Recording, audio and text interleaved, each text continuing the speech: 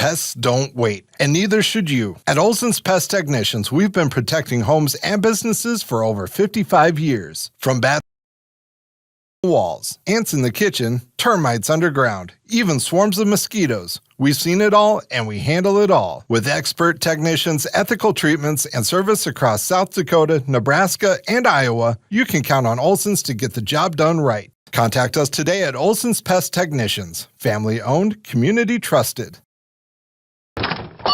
Wow, Bill, you're walking so much better. What did you do? Well, I got so tired of the pain and nearly fell. And one of my friends recommended physical therapy at Winter Physical Therapy. And you know what? My back also stopped hurting. Huh. So how did you get started? My doctor wrote me a referral, but that's not always needed. Turns out you always have a choice where you want to go. So why did you choose Winter Physical Therapy? I love to support our locally owned small businesses, and quite frankly, they give great personalized care. Winter Physical Therapy. Exceptional care.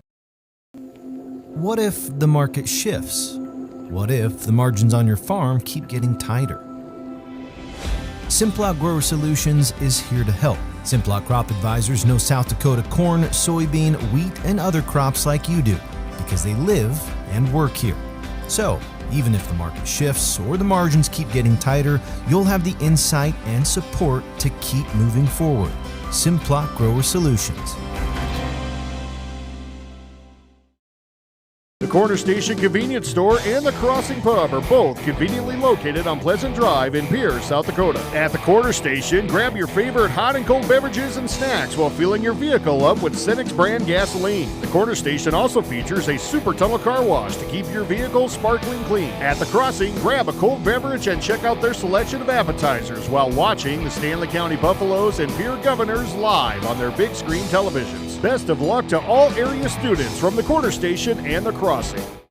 For over 70 years, Pitt's Design Build has earned our reputation locally for serving communities across South Dakota. We provide design and building services for schools, hospitals, churches, commercial offices, multifamily housing, and so much more. Pitt's Design Build is conveniently located in Pierre, Mitchell, and Sioux Falls to serve you and your organization. We bring value to our clients by facilitating the design and/or construction process. Give us a call today and check us out at pittsdesignbuild.com for a free building consultation.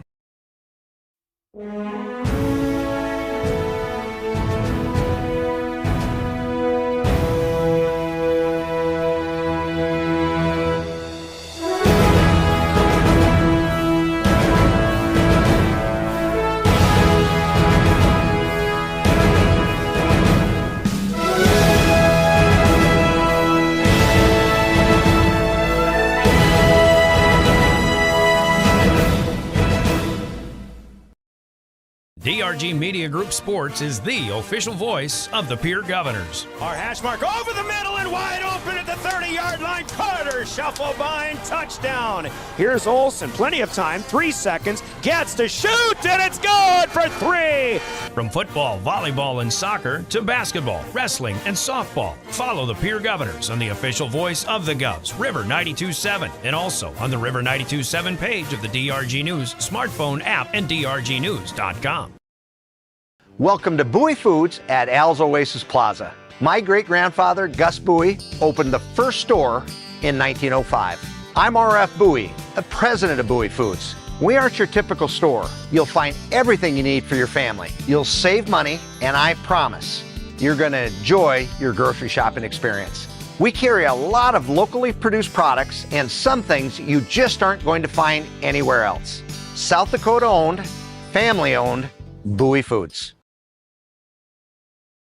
Buying or selling a home is a big decision. You need an expert who knows the market and gets results. Scott Darnall at Lee Real Estate in Pierre brings experience, local knowledge, and a no-nonsense approach to help you navigate every step.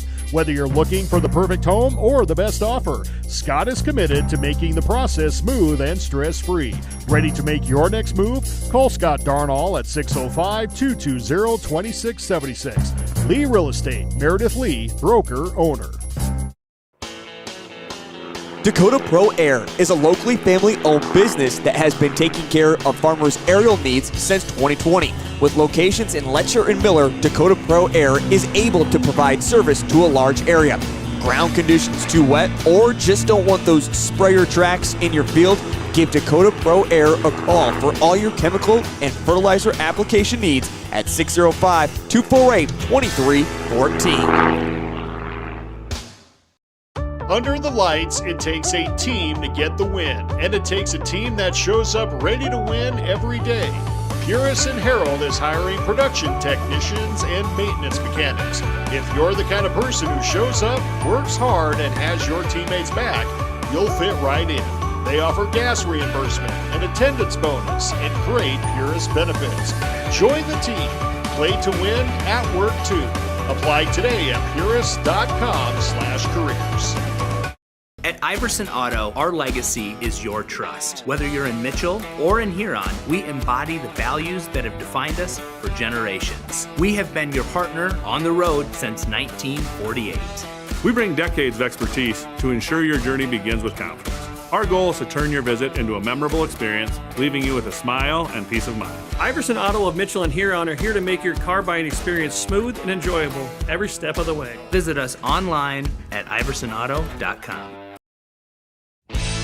At Jan Bussey Ford & Highmore, they've been building partnerships for life by treating customers right, offering a low-pressure sales process, no haggling over price, passing low overhead savings on, and providing a Ford-certified service department fixing it right the very first time. If you're looking for a new Ford, a quality pre-owned vehicle, a new or used ATV, or a trailer, stop by Jan Bussey Ford & Highmore and experience the difference. Jan Bussey Ford, building partnerships for life. This is what matters. This is beyond X's and O's. This is the difference mutual respect makes. This is what character looks like. This is what defines us in South Dakota. This is sportsmanship. School sports, it's not the outcome that matters most, but the way the games are played. This message presented by the South Dakota High School Activities Association and the South Dakota Interscholastic Athletic Administrators Association. Generational success means different things to different people. But to us, it means seeing my daughter follow in my footsteps, keeping the farm in the family, just getting to do this every day. We're Agtegra Cooperative, and we're generationally successful. That's who we are. Agtegra Cooperative.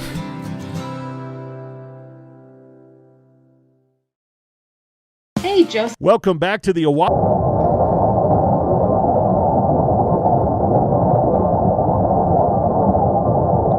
92.7 and DRG Media Group. Governor Sports is brought to you by your Pierre Sports marketing sponsors: Bank West, Beck Motors, Dakota Storm Roofing, Superior Concrete, Live Ticket, Overhead Door, New Edge Advisors, Avera Orthopedics, Capital City Ford Lincoln Toyota, Kruger Contracting, Century Business Products, and the Brittany Schepelbein Agency of American Family Insurance. Governor Sports is also sponsored in part by Dakota Mark, TMA, First Dakota National Bank, the Adam Law Office, Edward Jones, Avera St. Mary's Hospital, Wegner Auto, Graham Tire, and by Xander Auto Parts, American Bank and Trust, Kathy Sun and Shine Properties, Oahe Federal Credit Union, the Ramkota Hotel and Conference Center, Tokyo Hibachi and Sushi, Bauman Lumber, and Black Hills Federal Credit Union. And coverage of high school sports on River 92.7 is also brought to you by these special in-game sponsors: Bank West, the South Dakota Office of Highway Safety, Central Dakota Eye Care, Envirotech, the South Dakota Attorney General's Office Division of Consumer Protection, Rounds Financial Services, Comtech, Coca-Cola Bottling, Wealth Partners Ameriprise Financial, Hermanson Endodontics, Family Dental, Cowboy Country Stores, and Gale's Gas Service of Pierre. And now, Pierre Governor Sports on the official home of the Governors, River 92.7 and DRGnews.com. Well, hello again, everybody, and welcome to sunny Riggs Field on a sunny Thursday afternoon, listening to Beer Governor Sports, Beer Governor Softball, another edition coming your way here on your official voice of the Governor's River 92.7 and drgnews.com. I'm Brian Oakland. We'll be joined by Dean Vandewille once again to call the action as the Beer Governors take on the Mitchell Kernels, two teams that are in the bottom half of the power rankings of the Class AA, but certainly facing winnable matchups for both teams. It's going to be a good one. Two very evenly matched teams. This is a makeup game of a matchup that was supposed to be taking place earlier in the season, almost about a month ago now, but it got rescheduled here for May 14th. I can guarantee you the weather is better today than it was back in May when Pierre and Mitchell were originally supposed to get together. Governors are 4-10. They've lost 7 straight. They did lose at Brandon Valley on Tuesday night 15-0. Dropped 4 straight to Sioux Falls teams back on Friday and Saturday at the Hawaii Softball Complex. But again, Mitchell, who comes in winning 2 of their last 3. Actually, they beat Sturgis and Spearfish at home on Friday and Saturday. Went to T area and came up short on Tuesday, though. They're 3-11, 14 in the power rankings. The Governors are 13. So again, a lot of possibilities for both teams as they try to pick up an extra win or 2 here or there down the stretch here in this high school softball season. We'll talk all about it. We'll open with our 3-minute break, and we'll get into our Bank West pregame show, talking keys to success.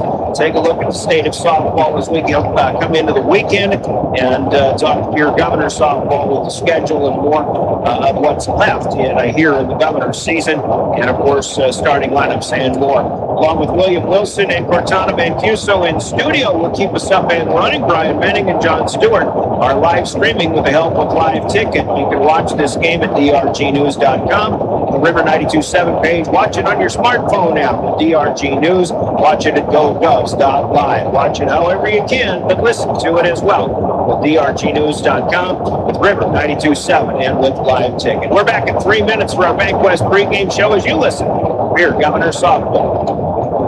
There when you need them the most. Bank West insurance agents Sam Kennecke and Angie Taylor are here to make your life easier. As an independent agency, we're able to customize an insurance plan to fit your individual needs. We work with dozens of companies to find you the best possible coverage and the best price. For your insurance needs, contact Sam or Angie at Bank West Insurance in Pierre. Bank West, convenient, connected, committed. Insurance products are not deposits, not FDIC insured, not insured by any federal agency, not guaranteed by any bank, and may go down in value. Do you love watching high school sports but find yourself wanting to be more involved? LiveTicket.tv has the solution for you. They're looking for production managers to assist for this school year. Duties include the management of equipment as well as basic technological understanding. But don't stress, paid training will be provided. Part-time wages starting at $20 per hour. Call 833-605-LIVE, extension 2. That's 833-605-5483, extension 2. And punch your ticket to joining one of the fastest growing companies in South Dakota. Do you dream of a custom home built within your budget and done on time? Kruger Contracting can make that dream a reality. They're a trusted home builder since 2003, and they're going to be upfront and open about cost and transparent about where your money is going when it comes to your new home. Their skilled crew will manage construction of your new home from start to finish. They're located in Pierre and can build your home in Pierre, Fort Pierre, or the surrounding area. Call 605-222-2523. Visit KrugerContracting.com or find Kruger Contracting on Facebook. Game day doesn't start at the field. It starts in the driveway. With a full schedule of practices, tournaments, and road trips, you need a vehicle that can go the distance. That's where Beck Motor Company comes in, delivering power, comfort, and dependability for every inning of life. From the spacious Suburban and Tahoe to the versatile Traverse and efficient Equinox, Chevy SUVs are built to handle it all. Gear, teammates, and every mile in between. And as our girls take the field this season, we're proud to be a part of their journey. Beck Motor Company, where we're making a great deal better. www.beck-motors.com. Superior Concrete is proud to sponsor the Governors this season and just as proud to offer the finest concrete solutions available for commercial and residential applications as well as foundation and flatwork. The bottom line, if you need anything done with concrete, we can do it. Superior Concrete. Give us a call today for an estimate or more information. That's Superior Concrete. Find us on Facebook or call the office at 605-494-0102. That's 494-0102. Call today. I'm Scott Nutt. As a coach for the Pierre Governors, I know a winning game plan is crucial. When it comes to your finances, you deserve one too. At New Edge Advisors, our name is new, but our commitment to you isn't. We're the same trusted team you've known, and we've expanded our playbook of resources to help you plan for retirement, manage investments, and protect your future. Let's build the strategy that gets your financial future into the end zone. Securities offered through LPL Financial, member FINRA SIPC. Advisory services offered through New Edge Advisors LLC, a registered investment advisor. New Edge Advisors LLC is a separate entity from LPL Financial. Welcome back to Riggs Field. We're in the backyard, back in the backyard after spending some time over the weekend down at the Hawaii Softball Complex. Pierre Governors against the Mitchell Kernels, an ESD matchup. And while the regions and the districts have been non-existent since softball became sanctioned, but we can call it an old District 3 AA rivalry here on the Diamonds as Pierre and Mitchell get together. Brian Oakland along with Dean Vanderwilly. We'll talk to the coach in just a moment here, but we remind everybody on the road for softball, for high school sports, for whatever your spring and summer travel needs. Remember, the South Dakota Office of Highway Safety reminds us all to slow the drive, arrive alive, and please buckle up every trip, every time. Reminders from the South Dakota Office of Highway Safety. Dino here coming into this one, Pierre and Mitchell, and obviously two teams that need victories. They want to climb up in the standings. They don't have a lot of games left to play now, as the season is about 2 weeks from getting to the Sodak 16. Pierre's got some tough games ahead. Obviously, Mitchell does too, but a winnable matchup really for both teams. And this is really a game where I expect both teams to be putting their best team on the field, their best pitchers probably. And, as far as Pierre goes, they want to break this 7-game losing streak in the worst way. And they have to know that this is probably their best opportunity to do something like that. I totally agree with you, Brian. And one thing to keep in mind, they came off 5 of the tougher teams in the state here, playing before President, shall we say, over the weekend. And then coming back to Brandon Valley, who now is in the number 1 slot. And so these are some very tough teams they play. But one thing about playing those tough teams is you start figuring out how to beat them. You start learning that higher level of intensity, that level of play you have to bring in order to win. And we started seeing that in the Washington game at home, where they were making some big defensive plays. So I think they're learning how to shut these good teams down. Now they can get out of the chute and get that hitting stick going for themselves. Yeah, play some better defense. The bottom line was, I think, offensively, though, against really more seasoned pitchers, I would say, against the presidential schools, the Sioux Falls Publics, the pitching was just so good, and the Governors had problems. And they got a few base runners, but they struck out an awful lot. When you're striking out a lot, you're not stringing things together and getting good scoring rallies. So obviously here against Mitchell, they will hope to get some more things going back in their own home field here. That's honestly what I expect to see, Ryan, is I think we're going to see them getting back to their 7 runs a game like they were doing prior to playing those presidential schools.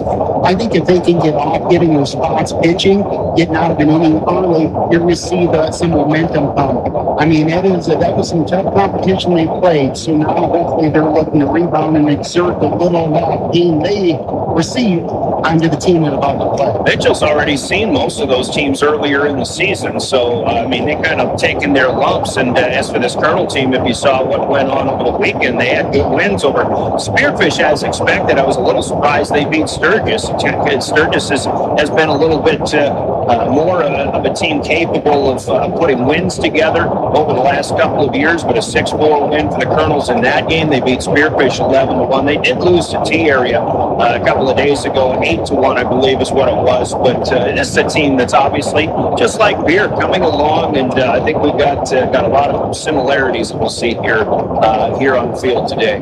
I agree with you, Brian. I think this is going to be a well-fought ball game, 2 very equal teams, and the key right now is going to be to control yourself, control your pitches, keep the walk count down, and the wind blowing out the left field, could we possibly see a ground monster cleared here for the first time? We'll see. I don't know. We will find out. Those are keys to success, by the way, which are brought to you in our pregame show by folks of Central Dakota Eye Care and Pierre. So as we cut away for a 3-minute break, we'll hear from CDE. Come back and give you starting lineups, and we've still got a little bit of time, but starting lineups will be coming up as well. Central Dakota Eye Care, 3-minute break. We're back with more Pierre Governor softball and your official voice of the Govs, River 92.7 at drgnews.com.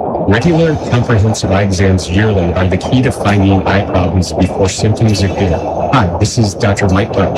I've joined the team at Central Dakota Eye Care, continuing to provide the same high-quality care you've come to expect. I've been seeing patients here in Pierre for 30-plus years, and I look forward to welcoming you to my new location. Call us today at 605-224-6128 to schedule your appointment. Central Dakota Eye Care, 640 East C Avenue in Pierre. Better vision for a great life. From the early days of South Dakota statehood through today's digital revolution, BankWest has remained committed to helping customers and communities succeed. BankWest Associates uphold this commitment by developing innovative products, tailoring financial solutions to customer needs, and actively supporting community causes. For a bank committed to helping you and your community prosper, choose BankWest. BankWest. Convenient, connected, committed. Member FDIC. Dakota Storm Roofing is a locally owned roofing company in Pierre, specializing in both residential and commercial roofing services. They can handle your asphalt shingle, metal roofing, and flat roof needs. New construction, plus all types of roof repairs. They can handle the finishing touches, adding fascia, soffit, and gutters too. No job is too big or too small. For a free estimate, call Dakota Storm Roofing at 280-9794. Go to dakotaststormroofing.com or find them on Facebook or Instagram. From the first wails of surprise to first day of school questions, playground adventures, learning to drive stress, and graduation cheers, they'll always be your little sunshine. At Avera Children's, we get kids, teens, and parents too. We'll step you through first checkups, milestones, sickness, and specialized care when your child needs it, and treat them like our own every step of the way. Learn more at avera.org/children's. Capital City Ford, Lincoln, Toyota, and Ford are celebrating America's 250th birthday with employee pricing. Ford and Lincoln are announcing the American Value Sale on new Ford and Lincoln vehicles. Ford has played a part in shaping American society for over a century, and now is the time to buy with employee pricing during the American Value Sale on now at Capital City Ford, Lincoln, Toyota. Envirotech makes life a little bit simpler. No matter what the circumstances, no matter what is handed to you, Envirotech has you covered. One call is all it takes to have easy setup, easy pickup, and easy payment. Call Envirotech at 224-4804 or use their website to pay your bill online at envirotechwaste.com. Use the mobile app Waste Connect. Check their website or receive a robocall for collection schedule due to weather or holidays. Envirotech has you covered.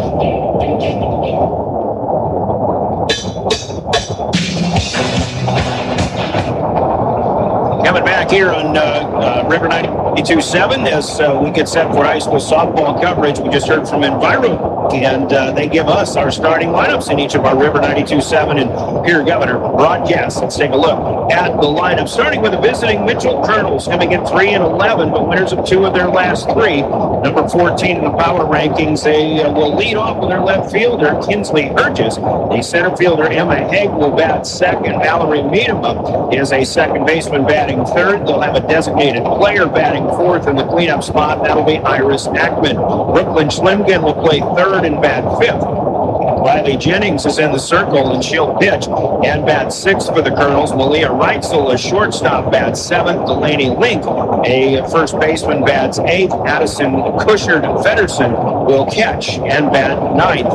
In the lineup for the Kernels, they are using a designated player. They have a flex player out in right field. That is Nevaeh Peterson. She will not be in the front 9 as of the start of the game, but she is eligible to come in and play in place and bat in place of the designated player, Iris Ackman, in the 4 spot. Mitchell comes with Kinsley Urges, Emma Haig, Mallory Miedema, Iris Ackman, Brooklyn Schlimgen, Riley Jennings, Malia Reitzel, Delaney Link, and Addison Cushard Feddersen, the starting 9 for the Kernels. Again, 3-11 on the season. Their head coach is Shaden Reichelt, and assisted by Kendra Decker, Cassidy Hodge, and Emily Holm. These starting lineups are again brought to you by Envirotech and for the Pierre Governors in the home dugout today. We'll start this way. Batting first and playing first base is Micah Buffalo. Kenzie Flottmeyer will pitch and bat second. Ava Nelson bats third and plays third base. Allie Keys is out in right field. She'll handle the cleanup duties. Terrence Brule will bat fifth and play second base. Presley Spies in left field bats sixth. Olivia Hymans in center bats seventh. Charlie Hull plays the shortstop spot and bats eighth today. And the catcher, Emma Tylen, will bat ninth. No designated player or flex player for the Governors as they go with Micah Buffalo, Kenzie Flottmeyer, Ava Nelson, Allie Keys, Terrence Brule, Presley Spies, Olivia Hymans, Charlie Hull, and Emma Tylen. For the Governors, 4-10 on the season, 13th in the power rankings. Their head coach is Kurt Lichta, although Sam Kennedy does most of the on-field work during the game. As the head coach, Chris Hull, Paul Carver, Kinsey Gronlin, assistant coaches for the Pierre Governors. Your starting lineup sponsored by Envirotech in Pierre. The other starting lineup is the naming of today's game officials, and they're sponsored by the South Dakota Attorney General's Office and their Division of Consumer Protection. We thank our game officials, our umpires, for doing what is very oftentimes a thankless job in officiating high school sports, and in this case, high school softball. Today's game officials will be Shane Munt and Dale Farman, the umpires, the two umpires here for today. They'll umpire the junior varsity game later on as well. The varsity game for us, once again, Shane Munt and Dale Farman, today's game officials. Thanks, guys, for being our law on the field. Brought to you by the Attorney General's Office of the State of South Dakota and their Consumer Protection Division. Let's hear from them and an important message as well. And we've got a 3-minute timeout. More coming up in our Bank West pregame show here in Mitchell. High school softball coming up on River 92.7. Text message scams continue to rise, and victims who have lost money to these scams continues to rise at an alarming rate. Consumers cannot rely on a text message to be truthful. If you receive a message regarding a fine for missing jury duty or utilities being shut off for non-payment, toll road fines, or you've won a sweepstakes, these are scams designed with an urgency and the need to send money now. Do not respond to these texts, and you should contact Consumer Protection at 800-300-1986. That's 800-300-1986 from the South Dakota Office of Attorney General's Consumer Protection Division. At American Family Insurance, we help protect what you've achieved so you can fearlessly go after your dreams. For auto, home, business, and life, contact us today. American Family Insurance. Insure carefully, dream fearlessly. American Family Insurance, Life Mutual, Standard of Ohio, Wisconsin Company, 6000 American Parkway, Madison, Wisconsin, 53783. Call the Brittany Scheffelbein Agency, LLC, with offices in Pierre, Oneida, and Gettysburg. Century Business Products is a proud provider of the most reliable Kyocera copiers and printers to the Pierre School District, backed by 5-time nationally awarded Kyocera servicing team. Are you looking to control color cost? Looking to reduce printers? Are you looking for more efficient ways to scan documents? Or maybe you'd like to become more paperless? Look no further than your local Century Business Products. Call 800-529-1950 and see how they're powering business technology.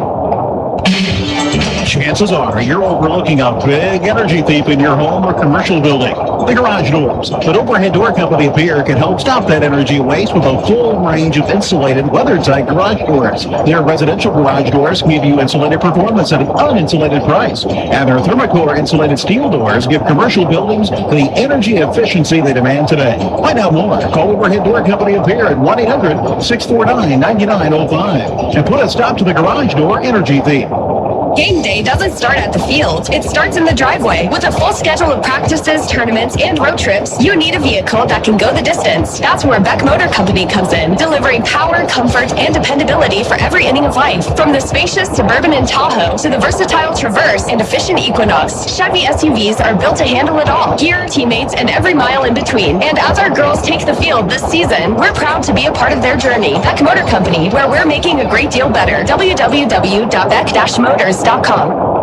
Do you love watching high school sports but find yourself wanting to be more involved? LiveTicket.tv has the solution for you. They're looking for production managers to assist for this school year. Duties include the management of equipment as well as basic technological understanding. But don't stress, paid training will be provided. Part-time wages starting at $20 per hour. Call 833-605-LIVE, extension 2. That's 833-605-5483, extension 2. And punch your ticket to joining one of the fastest growing companies in South Dakota. Back at Riggs Field, nice sunny day up into the 80s. The wind is blowing out of the northwest a little bit, but we'll try to stay in the shade as much as we can. Our camera view from behind home plate with Brian Manning and John Stewart. They're undercover as well in the shade a little bit, but it's a warm one out here. Sleeves are going to be rolled up, and well, we're going to be sweating, Dean Vanderwille, a little more than we even were over the weekend. We got a lot of dust blown in our faces then. I think we'll at least avoid some of that. But a nice day for softball, and this is why softball became a sanctioned sport for days like this. You can't get any better of a day for the girls to come out here. Capitol in the background. Riggs Field is absolutely gorgeous. What a great day for these young ladies to be out and have the opportunity to play a little basketball. Sometimes when you talk about the condition of the field, it's hard to believe the way it looks now, and to think when I started playing Little League baseball, my first game was right here on this field. That was in like 1984 or something. No, it would have been 1982, I think. So we're going back a long time, and that's how long this field has been here, though. So, and you're certain it was in the 80s? It wasn't the 70s? No, it was in the early 80s. Yeah. So, yeah, the history of this place. All right. Here's as we've got a little bit of time left in our Bankwest pregame show. Quick look at what's to come. Yet for both of these teams, the Governors coming in 4-10, and they've got 3 ball games left in the regular season. In fact, they will play today against Mitchell, and then next Tuesday they go down to T to take on the T area Titans.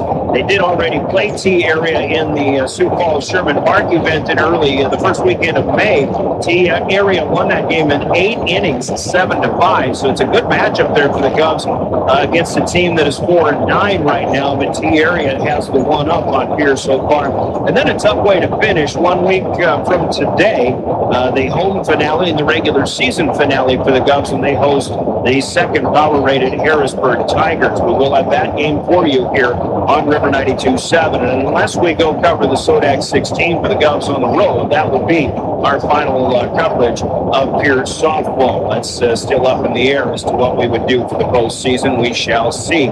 As for the Mitchell Kernels, coming in 3-11, also having played 14 games on the season, coming off of a loss at T area, but wins over Sturgis and Spearfish over the weekend. They did also play Rapid City Stevens, by the way, on Friday. Stevens got them handily 17-4. Mitchell has this game against Pierre, and then their regular season finale will actually be on Monday of next week when they host the Brookings Bobcats. Brookings a pretty good team. They're 8-6. Mitchell will be finishing their regular season. So only 2 games to go for Mitchell, only 3 to go, Dano, for the Governors. Obviously, the need for wins and the desire to pick up a couple of more wins wherever possible and whenever possible. Tough schedules on the way. That makes this game even bigger for both teams. What I read in the girls' body language today is they are excited and ready to play. They understand the importance of this game, and I'm sure they're very hungry to get back at T and try to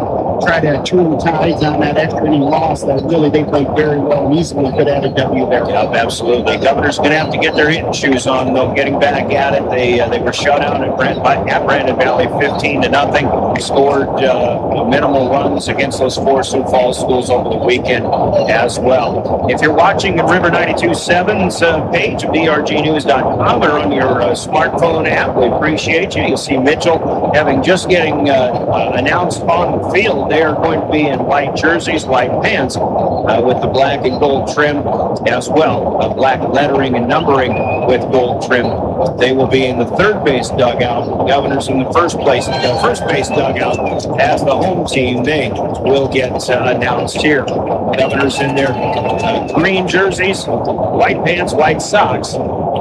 And again, they will be the home team coming up here. Let's pause for, we'll take a quick break here once again.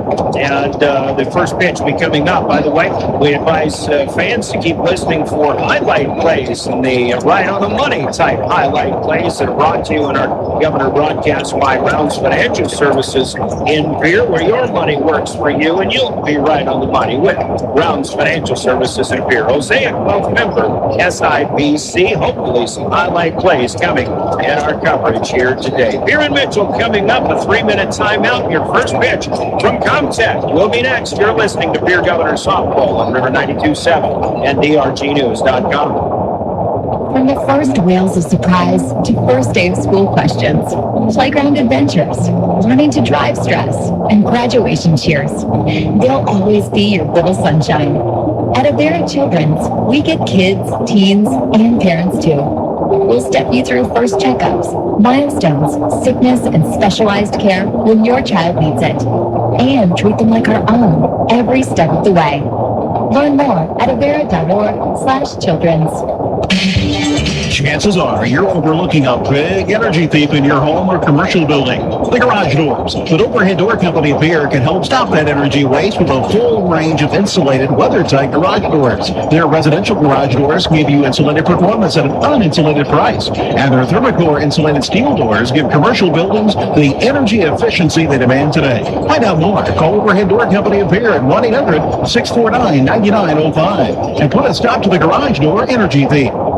Dakota Storm Roofing is a locally owned roofing company in Pierre, specializing in both residential and commercial roofing services. They can handle your asphalt shingle, metal roofing, and flat roof needs. New construction, plus all types of roof repairs. They can handle the finishing touches, adding fascia, soffit, and gutters too. No job is too big or too small. For a free estimate, call Dakota Storm Roofing at 280-9794. Go to DakotaStormRoofing.com or find them on Facebook or Instagram.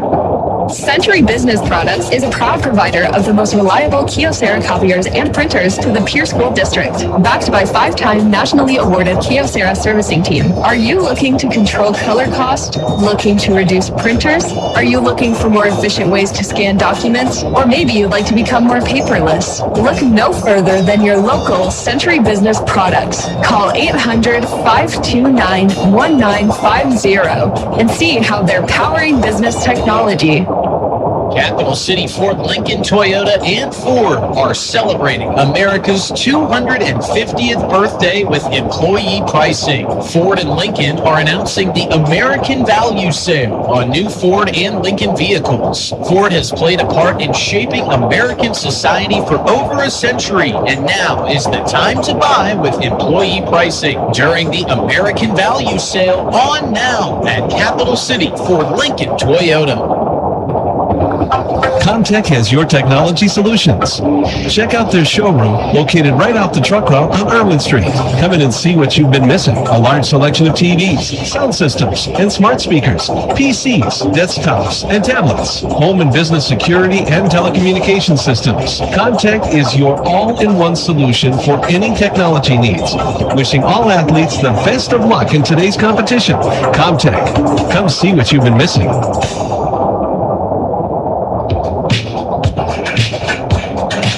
Back at Riggs Field as we get set for high school softball. Pierre and Mitchell welcome you to our coverage. You're listening to Pierre Governor Softball.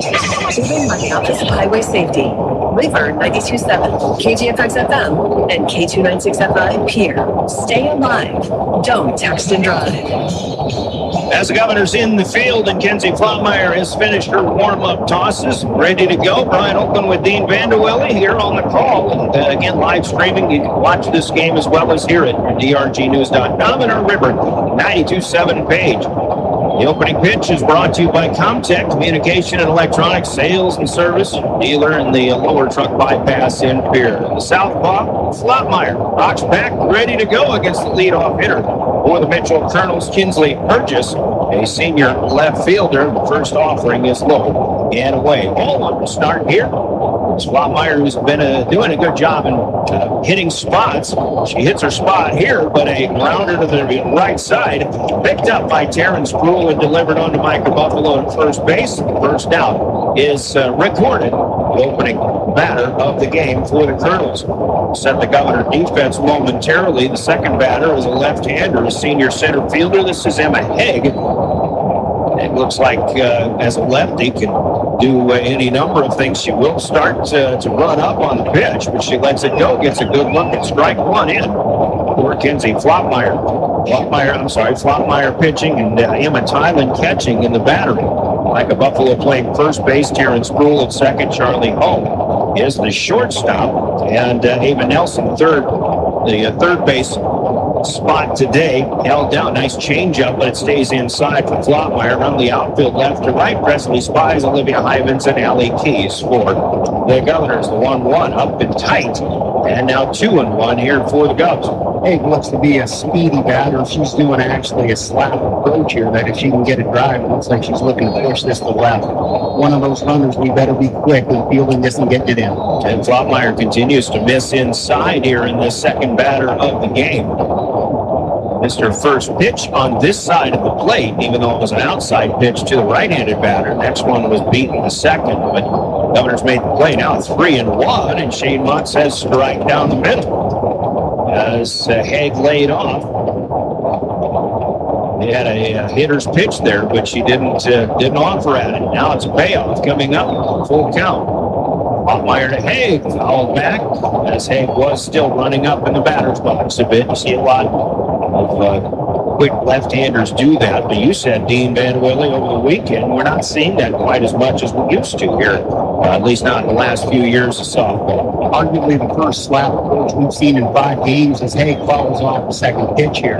And it's really a good, advantageous pitch, and it gets the batter moving towards first base, and then they're able to place it in that left field line. I mean, we saw Presley Spies quickly adjust as she went closer to the line, seeing this. Although we've got Olivia Hayden's going straight away center, so that gap is something that concerns me in line. That left center gap right there. Another foul ball and another 3-2, misses low in ball 4. It's the first batter, the first base runner of the game. It's Emma Haig on the bases, and if she's as quick as we think that she could be, we'll have to watch her. See if Mitchell employs a running game here. Mallory Needham, senior second baseman, bats third here, as Haig will stay put, but the ball gets away from Tylen. Bowling outside, it's ball 1. It was a pitch that should have been handled, but wild pitch or a pass ball without the benefit of a stolen base advances the runner. So he just gets away, and now Mitchell with a runner in scoring position here in the top of the first inning. Needham takes strike 1. And a ball and a strike here to the third hitter in the Kernel lineup. He's got to be itching to play this game just as much as the Governors do. This one a soft liner right back to the pitcher, knocked down out of the air by Kenzie Flopmeyer. She picks it up and throws to Buffalo for the out. And the best thing about this play for the Govs is that the runner at 2 has to stay. That was a pretty alert piece of base running, though. As Haig stays at second, even though a liner was hit right back to the pitcher. Fairly hard hit ball, but a soft liner nonetheless. Gave Flopmeyer a little bit of time to make the play there. Cleanup hitter is Iris Ackman. She acts as a designated player. And are you telling me she's an eighth grader, according to the Mitchell roster? Yeah. And we saw some freshmen hitters for some Sioux Falls schools over the weekend. Here, Ackman ready to swing again, but she'll hit one down the first base line, but just miss foul. These freshman hitters, I mean, they hit some balls a long way for the Sioux Falls schools. Now you get an 8th grader. Mitchell can't wait to get more hitting opportunities, I imagine, for Iris Ackman. She's got a runner in scoring position. Doug on the bond at second base. Rise ball is offered here by Flopmeyer. Good pitch to waste on 0-2. Up and away, 1-2.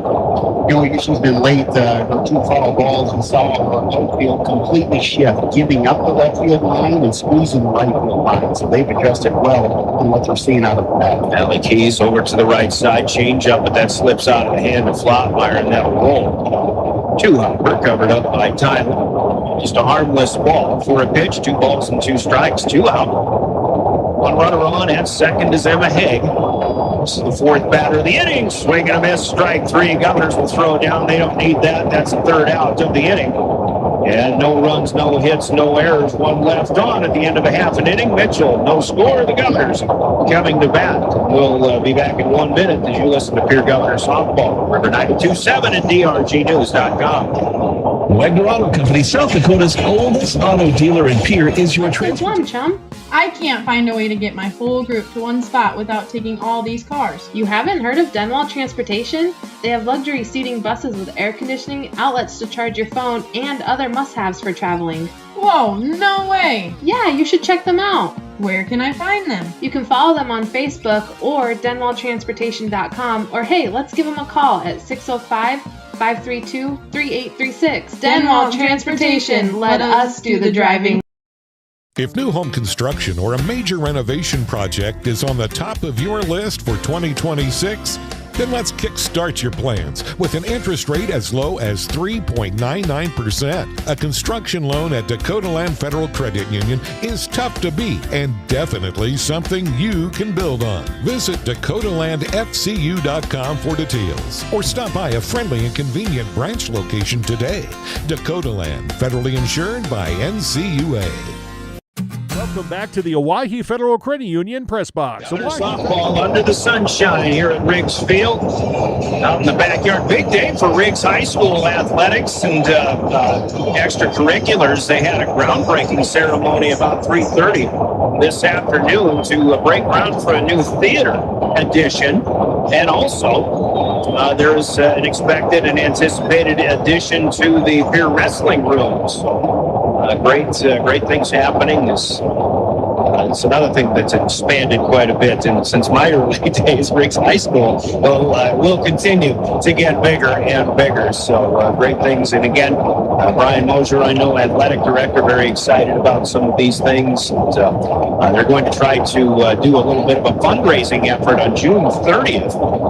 Bit of a telethon weightlifting event that they've got coming up to kind of raise funds to build that new wrestling room as well. So things to look forward to there in the world of Riggs High School athletics. Governors are batting Micah Buffalo, the first hitter. The first one inside. The second one runs away just a little bit from the pitcher, Riley Jennings of the Mitchell Kernels. And the 2-0 start to the Pierre leadoff hitter, Buffalo, a left-handed batter.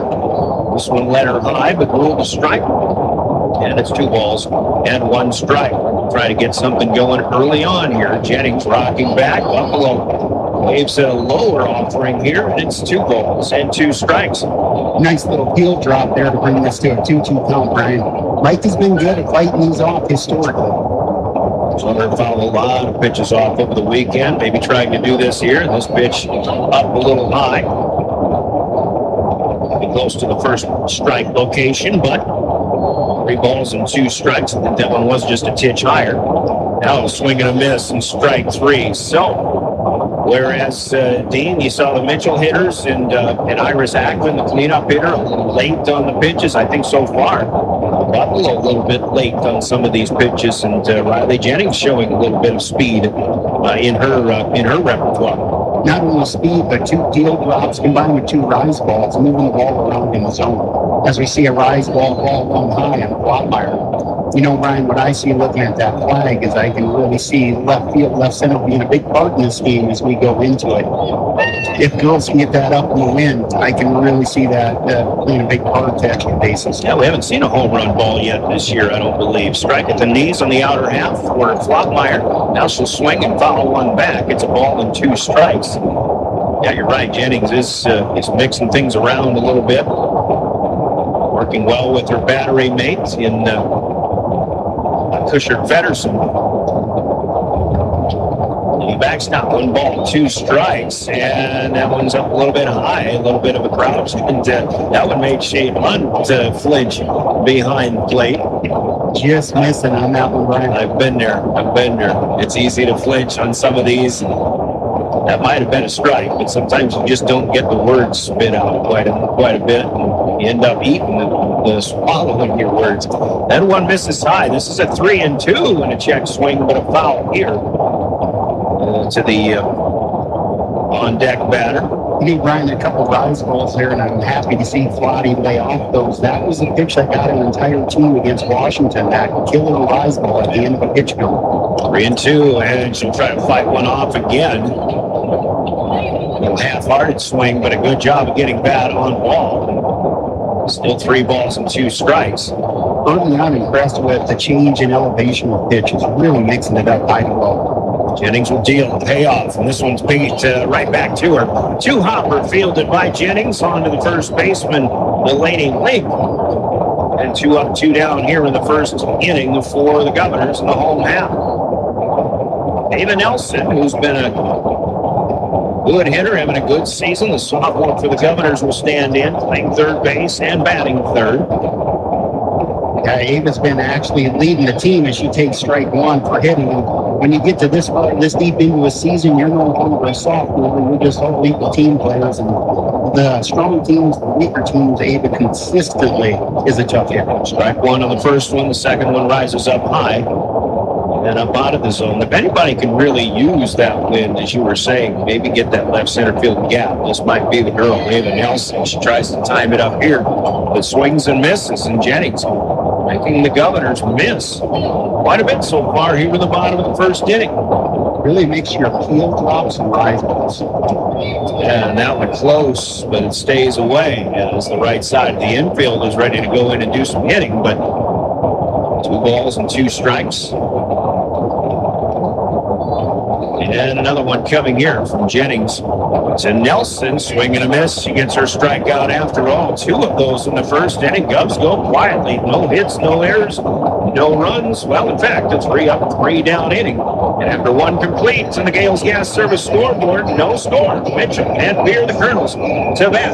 We come back in 1 minute on River 92.7. Brings the opportunity to make a difference, to follow through with integrity, to solve challenges through innovative thinking, and to bring the technical know-how needed to get the job done. At Wilbur Ellis, this is how we work, standing side by side as local experts who partner with the stewards of the land. We do it together. That's the power of we. Protect what matters most with the Brittany Scheffelbein Agency, American Family Insurance. Our personalized insurance solutions ensure you're covered, no matter what life throws your way. From home and auto to farm, commercial, and life, we tailor policies to fit your unique needs. With our dedicated team and exceptional service, you'll have peace of mind knowing you're in good hands. Contact the Brittany Scheffelbein Agency, LLC. Welcome back to the Owyhee Federal Credit Union. Back out in the backyard of Riggs High School. Strike 1 in from Kinsey Flottmeyer, the first hitter in the second inning. Top half for the Mitchell Kernels. This is Brooklyn Schlimgen. First one was taken for a strike. Second one hit to the right side, but fouled right off the hands. Flottmeyer off to a good start here against the Mitchell third baseman. Schlimgen, a junior. Seniors in the first 3 spots in the lineup for the Kernels, but underclassmen the rest of the way. And this one close, but just not quite. It'll be 1 ball, 2 strikes. Good job by Shane Montier. I think that was a pitch that was also a ball in the bottom of the first inning, and it's a ball here for the Kernels. Here in the top of the second, there's a swing and a miss. Flottmeyer will dispose of Brooklyn Schlimgen. First batter gone here in the top of the second inning. You know, Brian, both of these pitchers are doing a similar resume. They're going high in the zone and then coming back with field drops, really moving the rotation with that pitch on the batters. Mitchell pitcher stands in, and Jennings was a junior. Riley Jennings will bat for the first time, takes one on the outer half, strike 1. Just not even an inning and a half into this one, though, Dino. You said maybe Pierre gets back to their 7, 8, 9 runs a game, which they were doing against the softer part of their schedule earlier on this season. I don't know if that's going to be the case. It looks to me like the pitcher's duel is upon us so far. You know, both pitchers do look strong early, but historically, Pierre has really started getting their runs middle to late game as they start seeing that pitcher 2 and 3 times throughout the lineup. So they'll always have been a little slow start to get their 5 to 7 runs. Yeah, you're right on that. 2 balls and 1 strike here. The last one was low and away from Flottmeyer. She'll deal again. Strike 2, swung on and missed by Jennings, and this one a little bit late. Again, both of these pitchers dialing things up. And the hitters for both teams so far in the first half of each lineup Not really timing things up just yet. 2-2 is cut on and missed, and that's strike 3. She continues to work that outside edge as well, Brian. Just really hitting that spot excellent. 2 balls, or 2 up and 2 down. That's 3 straight Ks. Mackenzie Flopmeyer through the 4, 5, and 6 hitters. Now the 7 hitter comes up here. Shortstop, Leah Wrightson. Kernels sophomore takes one at the knee, strike 1. Kinsey gets that field drop going, Brian. That's about a 6 to 8 inch drop when she's really, it's breaking about 10, 15 feet in front of home plate. The 0-1 drops too much this time and taken for a ball. Wrightson, a sophomore here, so Mitchell had an 8th grader hitting cleanup, then 2 juniors, now 2 sophomores, plus a junior batting 9th. And foul away to the right side. And Brian, we haven't seen anything pulled to the left side at all, have we? Everything's been meant to the right. That's absolute for both teams so far, yeah. Teams. Pierre didn't get Kinsey Flopmeyer, the only one to really get a bat on the ball. She had to fight some things off, hit a comebacker to the mound. Here's a 1-2, that one through the glove of Tylen and back to the backstop, and nobody on base. And it's 2 balls and 2 strikes. Governors pretty much rotating. Kinsey Flopmeyer, Charlie Hall when necessary. Flopmeyer gets the bulk of the duty on the slap. Here's strike 3. Swung on and missed. Mowed him down to Kinsey Flopmeyer. 3 up, 3 down. No runs, no hits, no errors. Inning and a half. No score. Governors will try again in 1 minute when we come back with more. Here, Governor softball. Best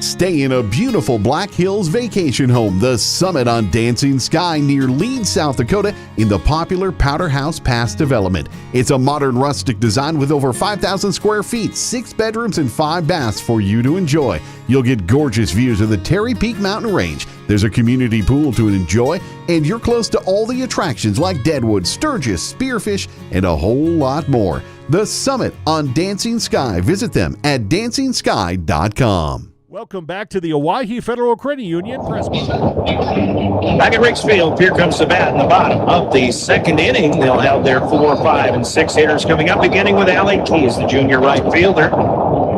Kinsey Flopmeyer facing 7 batters and retiring 6 of them. Delivered a 1-out walk in the 1st inning, but back-to-back strikeouts in that 2nd inning. In fact, she struck out the last 4 Kernel batters here in the 1st trip. Through the orders, Riley Jennings deals to Keys. The first one high, the second one misses inside. And the Governors will try to get something going here to get on the board. And again, through their first trip through the order. This one stays low. Now 3 balls and no strikes. You see her throwing a lot less junk here, these 3 pitches. You know, she's throwing mostly fastballs now, hoping to mow those down in the lineup. Tries to go with a fastball just to make sure she gets a strike here, and she's got one in. So a hitter's count still up there for Allie Keys. Leading off the 2nd inning, strike 2 is in. Keys stepped into it, but didn't pull the trigger, and now she'll have to protect. Put something in play. And foul ball through the glove of Addison Kusher in the catcher position, Kusher Fenderson. Keys is a young lady that, boy, I tell you what, if she can time up that fastball, she's got amazingly quick hands, and she would go for extra bags here if she can square one up. 3-2 to Keys, and that one up high. She'll swing and miss. Strike 3. Touchdown for the Governors here in the 2nd inning, and Jennings has struck out 3 of 4 hitters for the Governors so far. 5th hitter is Taryn Spruill, junior 2nd baseman. Crouched down short, and her swing up right away, but hit a soft foul to the Pierre dugout. And And again, Brian, seeing a lot more straight-on fastball, seeing if this middle of the order can tee off on her, and until they do, she's going to keep coming with that fastball. Another foul, but that one right at the off of the foot of the catcher. Fisher Pedersen, the smaller in stature catcher here at the Kernels, is taking 2 foul balls off of the body and the frame. So that's for 1 outside here with an 0-2, but that one misses up high. And that's through the glove of the catcher, or just off of the webbing to the backstop. It's a ball and 2 strikes here to Spool. Spool's been one of those spark plugs in the middle of our lineup. So you're going to miss with the ball not caught. Pedersen will have to throw down to first. She does that. 2-3 put out, and the Governors continue to struggle making contact here against Riley Jennings. So they'll get Presley Spies up. Your left fielder. Presley's one of those girls came on really strong in the middle of the season now. Extra bag hits here even last weekend. Couple triples, a double, even had her first legitimate home run out in Rapid City. So you're starting to see this young lady's confidence grow and grow. She's batted in different spots in the lineup here. Misses strike 1, actually took strike 1, now swings but misses off of, or hits one off at the end of the bat. Back to the backstop at 0-2, and Jennings just keeps bringing the ace, the strikes here. The old number 1s. 0-2. And she'll get one up high, but Spies hits one deep down the right field line that will reach foul territory and out of play. That's the best hit ball we've seen so far from either team. In the first 14 or 15 batters combined. That's a good reach and protection job. Hits another one off the end of the bat. Staying alive, still 0-2. 4 pitches here in this at-bat, but all strikes from Riley Jennings. Trying to mow down the Governors, as Flopmeyer did to the Kernels in the top half of this inning. This one goes to the backstop as that one rises even up over the top of the catcher. And with that padding back there, it came right back to the catcher. She didn't even have to run it down. It's a ball and 2 strikes. Here's Jennings' delivery, that one up high again, and the Governors bite on a high fastball.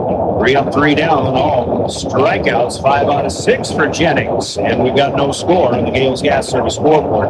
2 innings in the book. 1 minute away, we go to the 3rd next. Here, Governor softball. At First Dakota. People helping people. Have you ever wondered what the benefits are of becoming a Owyhee Federal Credit Union member? At Owyhee Federal Credit Union, we reinvest profits in you. We do this in the form of lower interest rates, higher dividends, and low to no fees. So come check us out or come in at 221 East Pleasant Drive in Pierre, because at Owyhee Federal Credit Union, we treat our members like they own the place because, well, they do. Owyhee Federal Credit Union.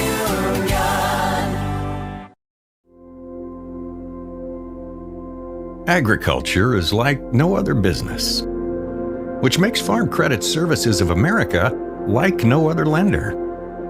Owned by the farmers and ranchers we serve, our customers have a voice in how we work, a stake in what we do, and share in our success. Discover a lender that works for you at Farm Credit Services of America. Welcome back to the Owyhee Federal Credit. Right away here at the bottom, the top half, rather, of the 3rd inning. Welcome back to Riggs Field. Mitchell with their 8, 9, and 1 hitters due up. Delaney Link, the first baseman. Sophomore swung on and missed. Strike 1 takes strike 2 without a cut. The Kernels will try to get on the board first. Pitchers duel so far. Both pitchers outstanding, and Kenzie Flopmeyer continues to deal here for the Governors. She'll strike out the opening hitter here in the 3rd inning, Delaney Link. Look to be 3 straight field drops, Brian. I think that's kind of a pitch of the day that she's going to a lot. We're seeing it drop, and what a great pitch to keep the ball in the infield when the wind's blowing first base and 3rd. Here's the catcher, Addison Federson. She'll swing and miss at strike 1. So Flopmeyer has struck out 5 hitters in a row. Outside of 1 walk, 1 base runner for the Kernels so far. That's the only base runner of this game. Here has been 6 up, 6 down, and 5 of them have struck out against Riley Jennings. If you're just joining us, ball and a strike. Second one misses here. Now Pusher Feddersen will swing and miss. Low and away, and another one of those drop balls that Flottmeyer finds success with. She's definitely moving on that pitch, Brian. And 2, and swing and a miss. Just put that one right on by the batter. A 6th straight K for Enzi Flottmeyer. Bea Peterson is a flex player. She's 10th in the lineup, but does not bat. So Mitchell will roll it back to the top. And Kinsley Hergis, senior left fielder, is due up. Mitchell's dugout trying to make some noise to get them a little fired up here. Top of the 3rd. Strike 1 is in. Taken on the outer half by Hergis. You know, the nasty thing about mixing the field drop with the fastballs, the spins look the same. It's so hard for the batter to pick up that this one's going to drop. With an awesome changeup for strike 2. She floated right in. She was smiling in that as that closed the batter. Again, when you don't do that on 0-2, I mean, now you just really question what's coming here. She might back it up with another one. Oh, that's rising up and fouled straight back. And Hergis is right on it. When you foul it straight back, pretty much right on the pitch. Got it timed up well. This is the first batter of the second trip of the order for the Mitchell Kernels. But an 0-2, 4th pitch. That's another change with that one. Slips out. She might have even clipped her thigh on that one on the way through. Still definitely in a pitcher's tone, Brian. We don't want anything in the zone with a 1-2. See if you can get her to swing at something foreign placement. Lefty deals. Flottmeyer up high to Hergis, and another strikeout for the Governor pitcher here. Top of the 3rd is done. 1 minute. We'll go to the bottom. The scoreless tie so far. Kernels and Governors here on River 92.7. At Dakota Behavioral Health, we offer comprehensive mental health services, including medication management. With offices in Pierre and Winter, we provide in-person and telehealth appointments to fit your schedule. Whether you're managing anxiety, depression, stress, or other concerns, our compassionate team is here to help. We are currently accepting new clients, so take the first step for better mental health today. Call Dakota Behavioral Health at 605-702-6769 or visit dakotabh.com to schedule your appointment. Service Master of Pierre has been proudly serving Pierre and Fort Pierre for over 40 years. They offer professional carpet and upholstery cleaning, post-construction cleanup, residential and janitorial services, and thorough disinfection cleans. Service Master Restore provides expert water, smoke, fire, mold, and odor damage restoration, along with drying, dehumidification, and trauma or biohazard cleanup. When disaster strikes, every second counts. Trust the experts who've been doing it for over 40 years. Service Master of Pierre. Get clean today. Welcome back to the Owyhee Federal Credit Union. Back at Rick Field, 7, 8, 9 hitters due up for the Pierre Governors. And the lineup we gave you to start has been modified a little bit. Charlie Hall bats 7th. Olivia Hymans will bat 8th. And Emma Tylen, the 9-hitter, due up as well. So here's Charlie Hall, the Governor's shortstop, facing a 1-1 pitch after 2 of them. Hall will get one out to the second baseman, but ranging to her right is Mallory Miedema. She'll make the play and throw on to first. Hard hit ball, but the first out of the game, of the 3rd inning rather, for the Governors here. Good to see Charlie make good solid contact on that as this game progresses. Well, and as both teams have struggled mightily to get any contact at all. There's one hopper, the catcher, on the first offering to Hymans. And that went off of the shin guard of the catcher, Pusher Feddersen, who takes another hit by a foul or a pitched ball or something like that. Catchers, they take their beatings. Pusher Feddersen is one all. Mitchell was all over this bunt by Liv Hymans. And Olivia put a great bunt down to the third baseman. Schlemgen comes in, makes the play, and makes a strong throw to first. We were kind of expecting Hymans to maybe put a bunt down here, Dean, but she put it down. Mitchell, Schlemgen was all over it and got a quick start right off of the square. Yeah, when Hymans squared up, she was within 15 feet. She charged hard. Now the 9-hitter Tylen stands in. This one above the letters for ball 1.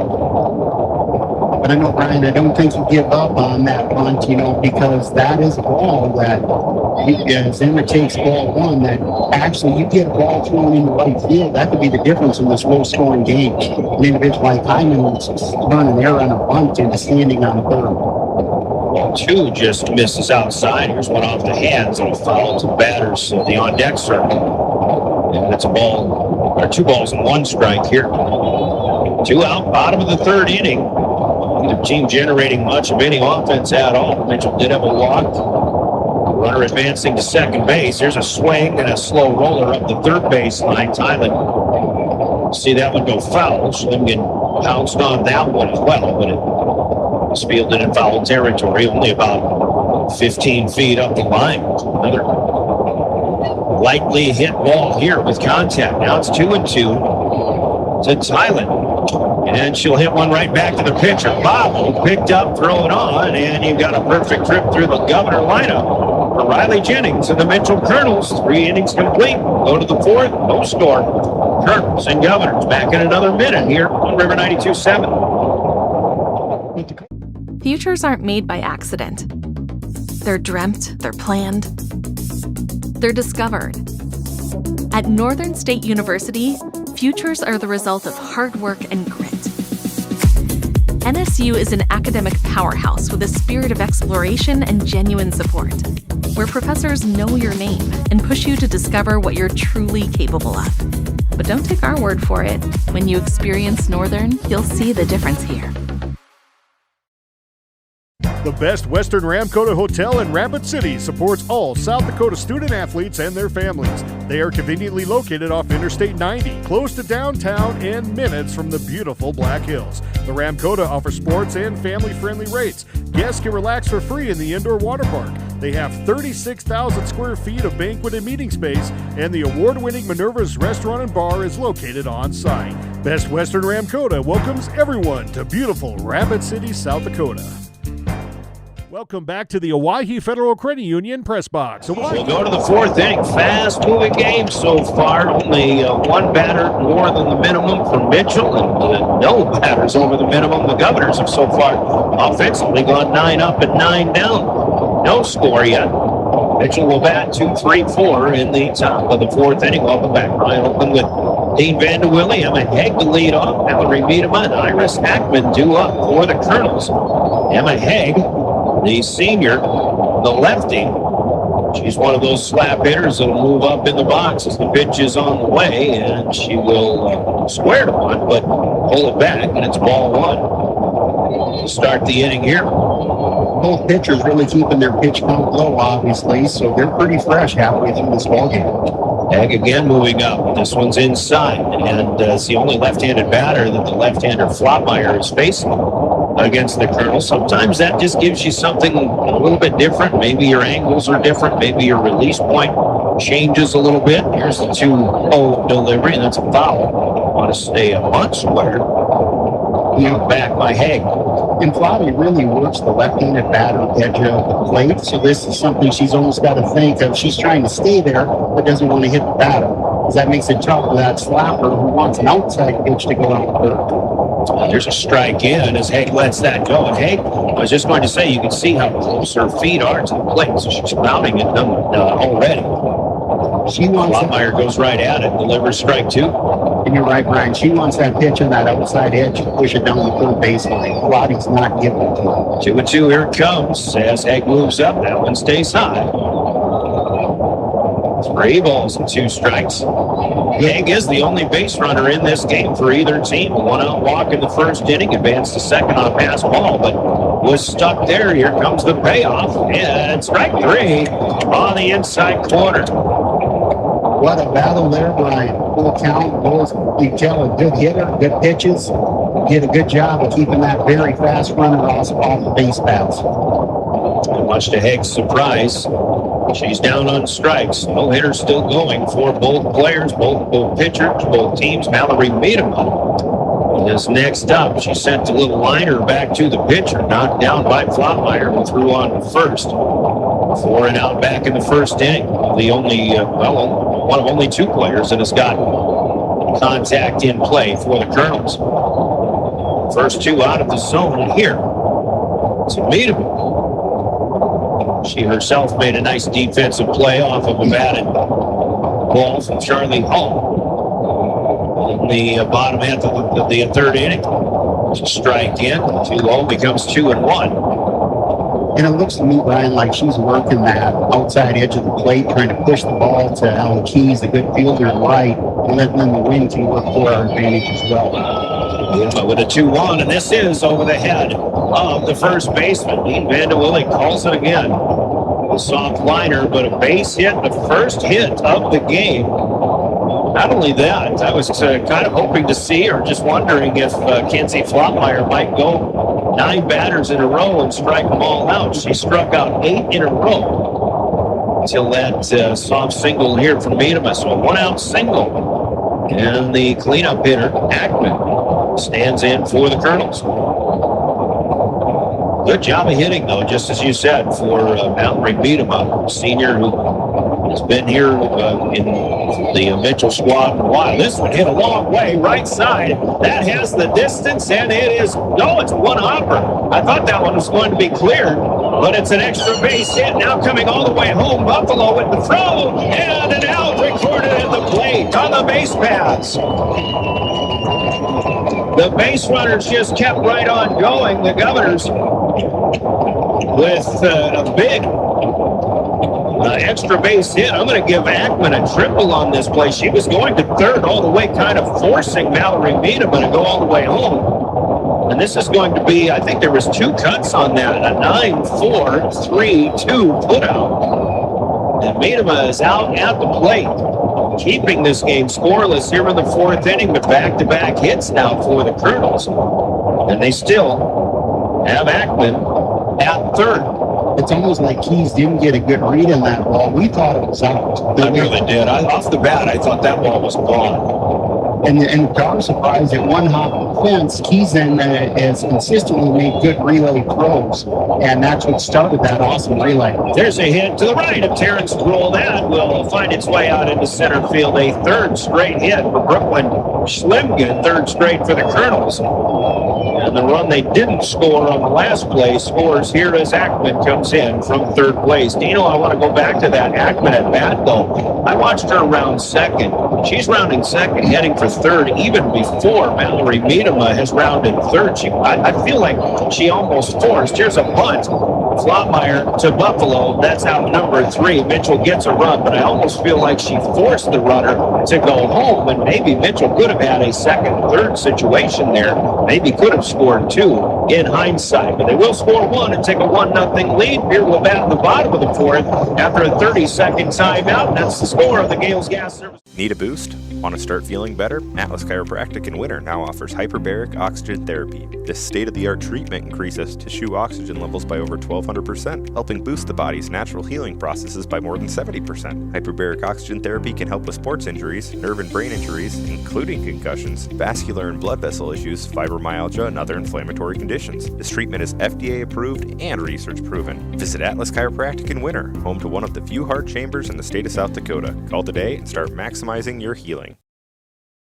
Well, it's raining, so unless you've figured out how to bale hay in the mud, you're probably in the shop anyway. Might as well make it count. Now's the perfect time to check over your balers and hay equipment. Pick up teeth, belts, bearings, all the stuff that likes to fail right when the sun finally comes out. At Grossenberg Implement, the parts team has what you need to get fixed up now, so you're not sitting still later. Because when it's time to cut, you don't wait. Stop in or call your nearest Grossenberg location today. Grossenberg Implement. Service, the other half of a great product. Grossenberg.com. Welcome back to the Owyhee Federal. Nothing. Welcome back. We'll go to the bottom of the 4th inning as the Governors will bat. 9 up, 9 down so far for Pierre. And Micah Buffalo will be the first hitter. Trying things to get them started, but Riley Jennings will miss low and away, and Jennings facing a left-handed hitter, the only one in the Pierre lineup, as we were talking about with Flottmeyer against Emma Haig a moment ago. Mitchell bats. Here's Buffalo. Strike 1 is in. Pierre is still trying to time up this impressive young pitcher here. Junior on the mound for Mitchell. 1-1. And this one drifts away. Outside, Buffalo takes, and it's 2-1. Second time our lineup's looking to see this. This is really, we got to start getting some ladies on base now. We got to hit them back. Yeah, very interesting to see how they respond here. Ball 3 is low and in. Jennings will try to keep dealing here. Strike 2 is in. Well, Governors have not had a base runner yet, so we're still looking for one of those, even by way of a walk, any way on. However it happens, 3-2 to Buffalo. Here's a slap to the Mitchell dugout. Strikeouts had to duck away from that one, but it hit the padding in front of the dugout. 3 balls, 2 strikes for a second time here. Buffalo sees it go low, and the Governors have their first base runner of the afternoon. As runs look hard to come by, you've really got to think now of getting Mike in the scoring position with no outs. Very key in this extremely low-scoring game. And despite the fact that one of the top hitters for the Governors, Kinsey Flottmeyer, stands at the plate, she'll square, and she hits one up the first base line. Kernels do the job in rotating over. Buffalo rounds second, and Biedema tries to pick her off from there, throwing behind the runner, but it's a good sacrifice on a 3-4 putout on the bunt. Not an official at bat for Kinsey Flottmeyer, but she is the first out here in the top of the 4th inning. Tying run right now is in scoring position. And Ava Nelson, the hitter. And Ava Nelson, a drive to the right center field gap. This one is in play, though. Center fielder is over. Buffalo tags and will advance to third. As Ava Nelson, fly ball caught by Emma Haig in right center field. Now Pierre has their tying run 60 feet away. And Allie Keys will try to deliver. Ava consistently has hit the ball deep all season, leading the team with 16 hits, Brian, 15-run RBIs. So that the sophomore continues to get it done. And when that ball was hit, you kind of stood up and were eager to see how far that one would travel. I really thought she did get under it, and that was the case, but a good sign perhaps for a future at-bat in this game for Nelson. If she gets another opportunity, maybe she'll square up a little bit more. 1 in, 1 out for Allie Keys. Ball and a strike. And Keys fouls one away on a high pitch. Kind of a late decision to cut on that, Brian. That one was definitely ball 2. Now she's got to protect here in the 1-2 count. Anything in play and just getting on base should allow like a Buffalo to score. And that one just away. Mitchell. They were thinking that was strike 3, Brian. They really did. They really did. I mean, when the target is hit, maybe the target is just a little bit off the plate. Now it's 2-2. Keys hits one hard up the first base line and just missing foul. Thought that ball might be even in fair territory past the bag, but it was not. It's ruled foul. Hard hit ball. And even as close to the base as the first baseman Link is, she didn't have a chance in getting that one. It was so hard hit. Here's another one. Now soft off the hands, and Biedema ranges to her left from her second base spot. And that will be a fly out to the second baseman. Governors get a runner on. They get Buffalo all the way to third, but still go hitless, and they're still scoreless. It's 1-0 Mitchell at the end of 4. We're halfway through our coverage of Governors softball here. Halftime in our broadcast brought to you by Wealth Partners, Ameriprise Financial. Capitol Creek Center Plaza on East Sioux Avenue. That's where you find Wealth Partners, Ameriprise Financial. We hear from them, and we're back in 30 seconds with more Pierre Governor softball. Bank isn't a place to lock up money. It's a place to set it free. What if the point of banking wasn't to bank at all, but to put your ideas to work? What if your bank asked, what if, a little more? Well, what if we told you we do? We're American Bank and Trust, where what if meets why not? If you're ready to change what you get out of banking, start a relationship with us. What if you made the move today? Welcome back to the Owyhee Federal Credit Union. Halfway through this one, maybe even past the halfway point, we go to the 5th inning, and Malia Reitzel leads off for the Kernels, the bottom third of the order here as they bat in the 5th with a 1-0 lead. Most of the hitters for the Mitchell Kernels in that first trip through the lineup were strikeout victims, the last 7 at least. Actually, the last 6, and then the second trip with the first 2 hitters going down by strikeout. It was an 8 strikeout run before Mallory Meadham got a 1-out single. Iris Ackman triple to follow, but Meadham had thrown out at home, although Ackman was driven home on a solid knock by Brooklyn Schlemgen. And the Kernels have that 1-0 lead. We're seeing both teams starting to warm up to the pitchers now. In the last inning, both were able to get folks on base. So it's something that coaches have to watch closely to make sure they're not leaving their pitchers in there. Even though they may be doing nothing wrong, it's just batters get to have there at that pitcher time. After a foul off of 1-2, this one misses outside. As Tyler had to lunge for that one a little bit. 2 balls and 2 strikes. I would say, too, Dino, at the bottom third of this order for Mitchell, times up Flopmeyer the way the meat of the order did. And Kenzie's really going to have to start mixing things in with a lot more jump, some off-speed pitches, I imagine. And she misses again, low and away. Now 3 balls and 2 strikes. No, totally agree with you. They need to watch that close. And here's a hot shot, but that is fouled sharply down the first baseline. And Kenzie's pitching, well, she's pitching, and she's looking just as good as she did to start this game, but that's what you see, that these teams, these good teams are able to start timing you up. They get used to seeing you, and you start seeing that score change in that middle of the game. So it's something that as a coach, you've really got to watch when to switch that pitcher if need be. 3-2 coming to Reitzel again. And that one's up high. Ball 4. Lead-off walk here for the Kernels. They're really starting to build a little bit of momentum. They get that run. Probably should have had 2 in the 4th if they got 1. Now lead-off base runner on. Delaney Link will stand in for Mitchell. Our excitement level has been added as well. Link will lay one down, but that will spin foul up the third base line.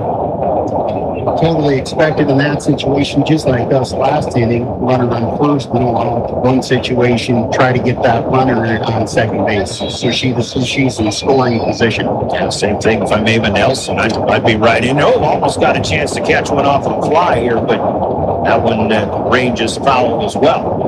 That second bunt was attempted. She's getting a lot of 30-foot wind sprints, isn't she, Brian? Ava is coming from third. And we saw Schlemgen doing the same for Mitchell at times. Now it's 0-2. And a check swing, but held up. As Link will let that one go up high. Hunter hasn't moved off of first base yet. That's Reitzel.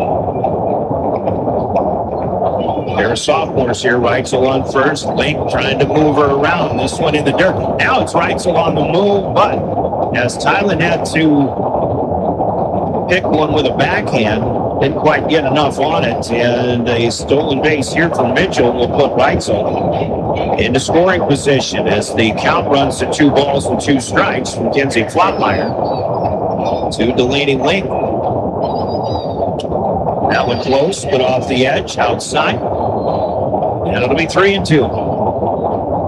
Height-wise, that pitch was right where it needed to be, but it left to right, it was a little off outside. Now 3-2, another full count here as this one stays in play. Foul territory. Micah Buffalo will make the play, and the runner from second faked a tag. Buffalo throws high to Nelson. That goes off into foul territory, and the runner will be able to go around third and score a second run of the game. Did they appeal? The field umpires told him she was out, potentially left early or didn't tag right. Well, she left early. So when that ball was caught in foul territory, Reitzel made a break, but apparently left too early and then never went back and tagged. On the appeal, that is the second out of the inning. Wipe off a second run, which they haven't done yet. Still, the score on the board is 2-0, but it should still be 1-0. Addison Cushard Feddersen bats and a 2-3 hopper up the first baseline that is in foul territory. What a break for the Governors who struggled to get folks in scoring position. So, yeah, really needed that to get wiped off. What an advantage there. I didn't really see any argument from the Kernels either, for what it's worth. No. There's a pitch in the dirt. Scoreboard says 1-1 now. Lineup rolls over after Cushard Feddersen here, so Cubs would love to retire the side here and take another crack at it at the bottom of the fifth offensively. And away this time. It's a good spot, but a good take here for the batter, and it's 2-1. Yeah, Kinsey's still looking strong. Brian, we're in the batting lineup. We are bottom top here. Well, right now, yes, 9-hitter for Mitchell. Here has 5, 6, and 7 due up. 3-1 though, another one that gets by Emma Tyler. Turn catcher, look at their wristbands, according to the signals from Sam Kennedy in the dugout. And now swung on and missed by Cushard Feddersen. And another full ball, full count here. We've seen several 3-2 counts for Kinsey Flopman. And Sam Kennedy thinks this is strike 3.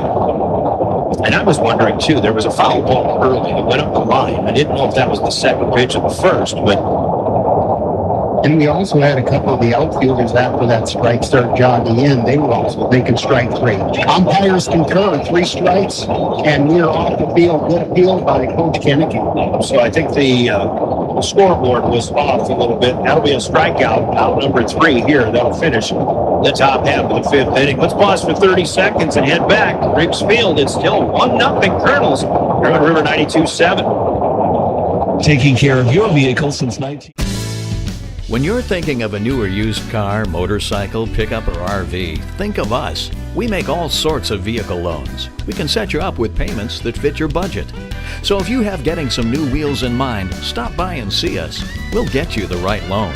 Dakota Plains Federal Credit Union, federally insured by NCUA. We're big on you.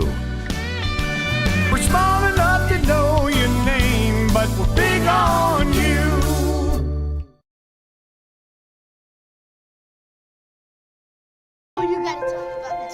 The innocence of youth. Is there anything any better? But soon they'll be in high school and facing all the same challenges you faced.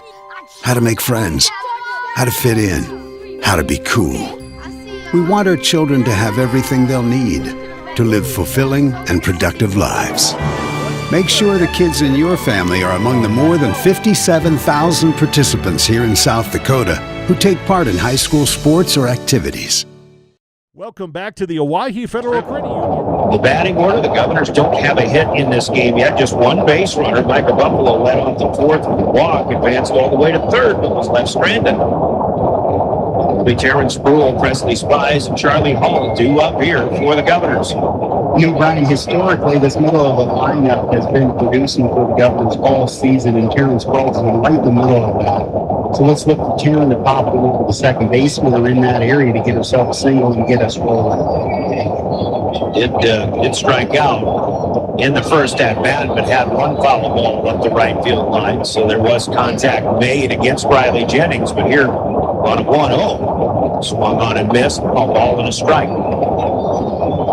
Jennings rocks back, delivers. This one hammered out to second on 3 hops. Niedema takes it, fields it, and throws on to first. And again, just for now, contact is good. But as we say, you start running out of outs at this time of the game, and it's time to get some base runners here if you're the Governors. Yeah, with 8 outs to go, it's getting valuable. We got to start drawing some blood, get the pitch count up. Spies with a good swing on the first pitch here, fouls it back.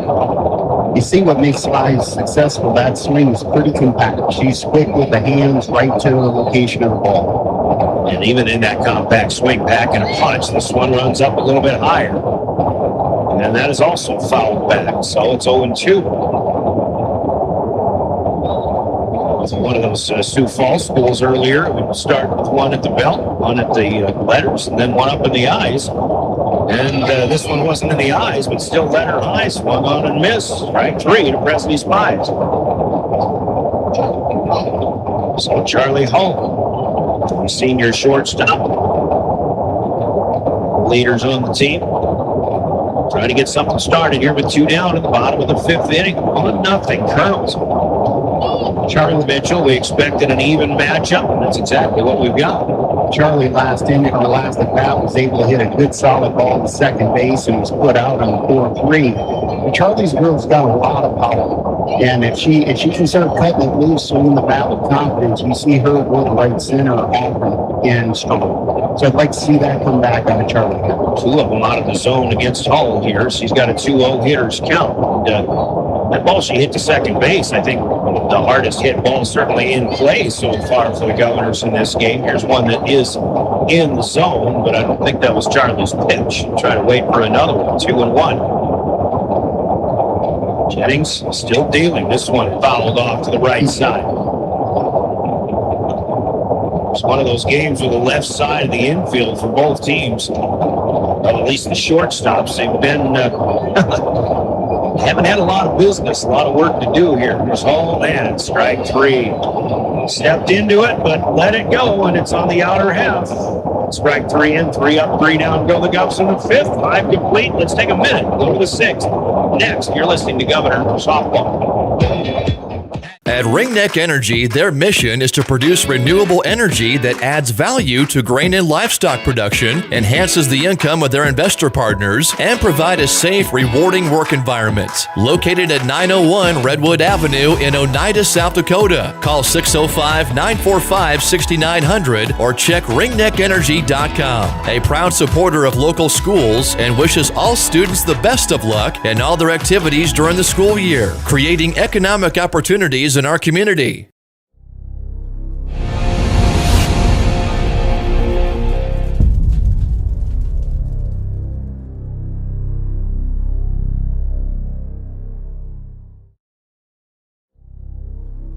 Welcome back to the Owyhee Federal Lunch. The Riparian Lunch Buffet is for you. Fresh flavors, great variety, and a whole new vibe. The Riparian Pub and Cafe, where great food brings people together.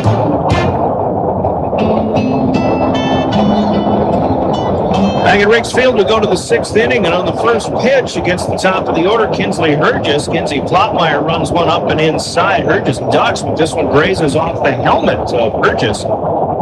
And it's a hit batsman for Mitchell and another leadoff hitter.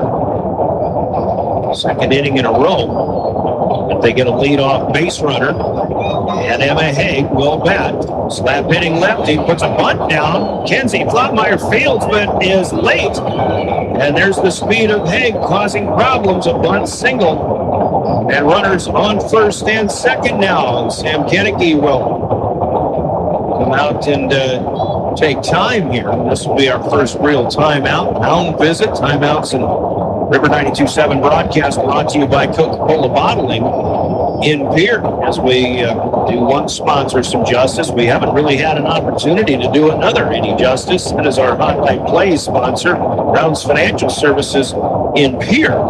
And tell you what, when there are highlight plays made, there was a highlight play actually back in the 4th inning where the Governors had a relay from the right field fence, a couple of cuts, and all the way into the catcher as Allie Keys to Terrence Rule to Micah Buffalo in the infield to Emmett Island, and a tag out at the plate of Mallory Miedema. That's really the only highlight defensive play that has been made so far. Highlight plays sponsored by Brown's Financial Services in Pierre, where your money works for you. So the Governors have to do a little bit of strategy here. Top 2 hitters, top of the lineup, leading off the 6th inning. Hergis a hit batsman, Haig with a bunt single. Runners at first and second, and the good hitters really coming up. This is Mallory Miedema. Led the one-run rally in that 4th inning with a single. She was the one that was thrown out at the plate, but an RBI triple by Iris Hackman. Brooklyn Schlimkin followed with an RBI single. First pitch is in, second one is fouled up in the infield, and this will be an infield fly. which is in effect with less than 2 outs and runners on at least first and second. Buffalo puts it away. That's out number 1, and a big out at that with Ackman coming up. Huge out, Brian. And again, we've really got to think here. Runners at first and second. Mitchell's looking to pour it on. We've got to keep the ball down. A lot of pressure on third base here and try to get that force and, again, get that second out. So critical right now. Ackman hitting. She's the one who sent that drive to the right field fence where that triple went late on this one. Swing and a miss, strike 1. I'd be thinking hard to be in the inside and low. Hope the batter pulls it down to third baseman Ava Nelson. Perhaps I'd even go off speed on one of these here. So this one late. Although, again, Ackman, she timed up Flottmeyer in that previous at bat. So you got to think that she's well on it. But these 2 pitches, swings and misses, have both been late swings.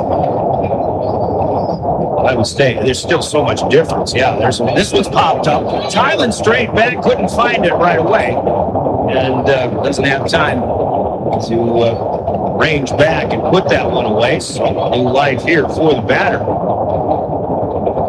Really, I think it's about time. You know, and you don't want a pitch to get away. You don't want runners to advance, but sometimes you just have to trust what you got here.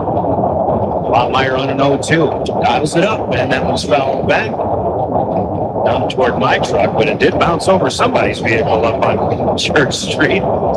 Yeah, she actually went two eyes balls here right at the letters. And dangerous pitches, but oftentimes the batter gets under and pops them straight up. Guys went up a little bit higher here. No, it's up the middle, and this is bounded to third. Haul up with it, takes the force play at first, and that's a good play to get the lead runner on a 6-5 put-out. Fielder's choice for Ackman. On the play, Emma Hank will advance to second base. Ackman takes her position at first. In this stressful situation of no outs, runners in first and second, to get the 2 outs like we did are huge. We're not out of the woods yet, but we can get through this battle, Brian. We may get out of here with 2 runs. This is Schlemgen, struck out in the second inning, as a lot of batters did, but then had the RBI single to bring in Ackman from third. The only run of the game so far. Schlemgen check swing, but a foul. Behind the plate here. 2 runners still on. As mentioned, Haig at second, Ackman at first. 1-0 Kernels. We're in the top of the 6th. And one inside. No, the ball gets away from Tylan just a little bit. Haig will break from second to third. Slide in head first. And behind her, Ackman is able to move into second base. Now 2 runners in scoring position. And that on a pass ball. A lot of times those runners, the moment they see a bobble, they are just green lighted to go.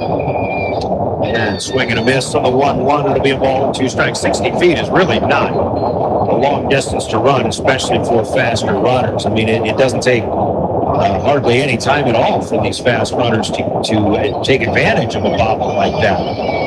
Now it's 1-2. Flottmeyer may try to do it all on her own right here. Could use one.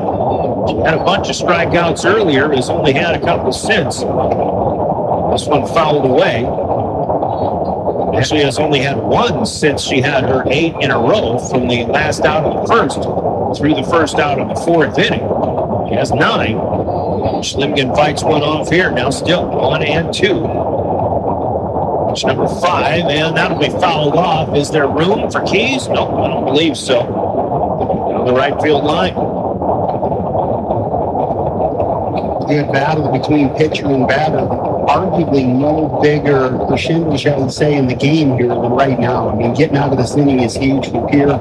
It would really give Mitchell a little bit of breathing room here. I still want to see something off speed though here. You know, I think it's just the right time for one, even with a runner at third. There it is, but she stays off on it. Hits it to Sproul at second base. Karen bobbles it momentarily, but picks it up and flips to Buffalo, and the Governors get that important 3rd out, keeping Mitchell off the board. No runs, 1 hit, 2 runners left on base. We'll go to the 6th, and the Pierre half still 1-0. Back in 1 minute. You're listening to Pierre Governor Softball. When you Pests don't wait, and neither should you. At Olson's Pest Technicians, we've been protecting homes and businesses for over 55 years. From bats in the attic to rodents in the walls, ants in the kitchen, termites underground, even swarms of mosquitoes. We've seen it all, and we handle it all. With expert technicians, ethical treatments, and service across South Dakota, Nebraska, and Iowa, you can count on Olson's to get the job done right. Contact us today at Olson's Pest Technicians. Family owned, community trusted.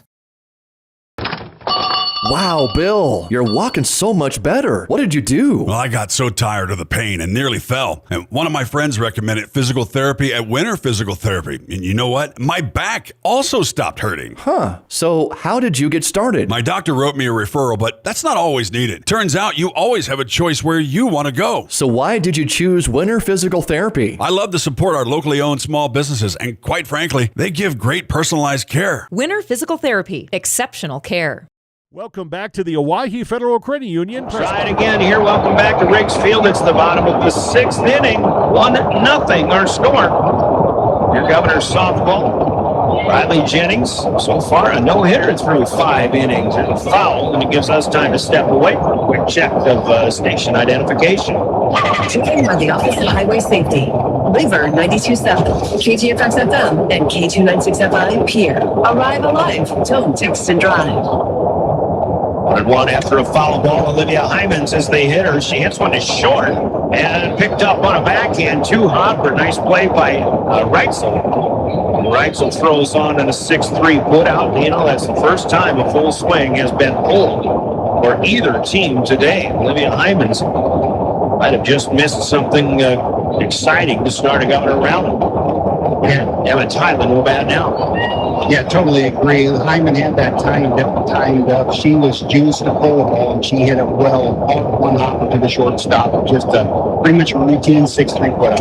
Tylen through the hole on the right side. The Governors have their first hit of the day. Emma Tylen showing a good bat here. 1-out single. 18 batters for the Governors. That's their first hit. It's only their second base runner. The other one was Micah Buffalo. And the Governors making a courtesy runner in here. They will for their catcher. Chevelle Brackey coming in to run here for Tylen. Brackey, a very, very quick young lady. Look for them to be aggressive on the base paths with Brackey on base. Micah Buffalo batting, third baseman already in, trying to expecting a bunt. A big lead for Brackey off at first, but she will head back. The first pitch misses just inside. Micah Buffalo, if she gets a hold of one, can send one a long ways as well. She has more of an inside out swing here. Swings and fouls one away. 1-1. You definitely feel the urgency, and I expect Coach Kennedy to be aggressive here with Brackey, the runner on first. Serious speed out of that young lady. And away, and she goes. Slides in, and this one gets away. Will she go for third? No. She started to, took 3 hard steps toward third base, but a good hustle by Mallory Miedema to run down the loose ball. It is a steal for Brackey running for Emma Tylen. You heard the RPMs rev. She popped the clutch and then pushed her back in. It was she was ready to go. So was the crowd. 2-1 here to Micah Buffalo. And this one down the line. 1 hopper. Good play for Slimgan. Brackey will go for third and go in standing, even though the throw was right there. Buffalo is out on a 5-3. And again, a good play by Brooklyn Slimgan, who has played an outstanding hot corner for the Kernels today.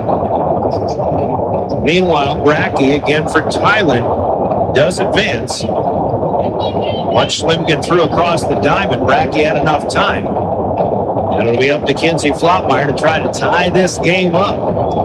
You're batting in the bottom of the 6th. Mitchell has one more at bat coming in the top of the 7th. Pitcher's duel. Kind of expected, and that's exactly what we've got. We expected it after about an inning and a half.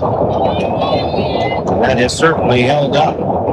Flopmeyer lets one go. It's 2-0. She's got a hitter's count. She was out on a comebacker to the pitcher in the first inning. And a sacrifice bunt to the first baseman in the 4th inning. 0 for 1 for Flopmeyer, but now 3-0. The latest pitch is up through the chin. This one in the zone, strike one. Riley Jennings has been on target all game long. She hasn't missed, Brian. Governor's going to be in a better situation, though. 3-1 count for Flotmeyer. And this one just off the bottom, the end of the bat. Hit foul to the left side, now full count. 3-2, 2 outs, runner at third. Flotmeyer in a big spot offensively, and that one fouls. Hits her in the right ankle. She might need a little bit of time there to get hit in the ankle. Makes you forget about how much her shoulder's been hurting lately, too. This one, back to the pitcher, and that one gets away. And the Governors will score their first run of the game. And what happened here, Riley Jennings was ready to field that ball. Her glove was just above the ground. Ball gets under it and hits off Jennings' ankle. And a little too hopper. It was harmless enough, but meanwhile, Brackey is able to score for Emma Tylen, the courtesy runner in, and the Governors have tied this one up. You've got to give the pitcher an error, even though that play, I think, was quite a bit harder than it actually looked. Now Flotmeyer at first base, and she'll take off for second base. Slide in safe. Ask for time, granted. Stolen base, and the Governors have another runner in scoring position, and Ava Nelson, who sent one to right center field on a fly ball her last time up, has a chance to maybe drive in a go-ahead run. Ava's looking to add to that RBI count and give Pierre the first lead of the game. Great situation we're sitting in right here. First pitch missed out of the zone. It's 1-0. Nelson, hot cut. Man, she was ready to hit that one a long way. But swing and a miss, strike one. Very compact, powerful swing by Ava Nelson. She may not be tall, but she's got power. This one fouled back and up the hill. Harmless.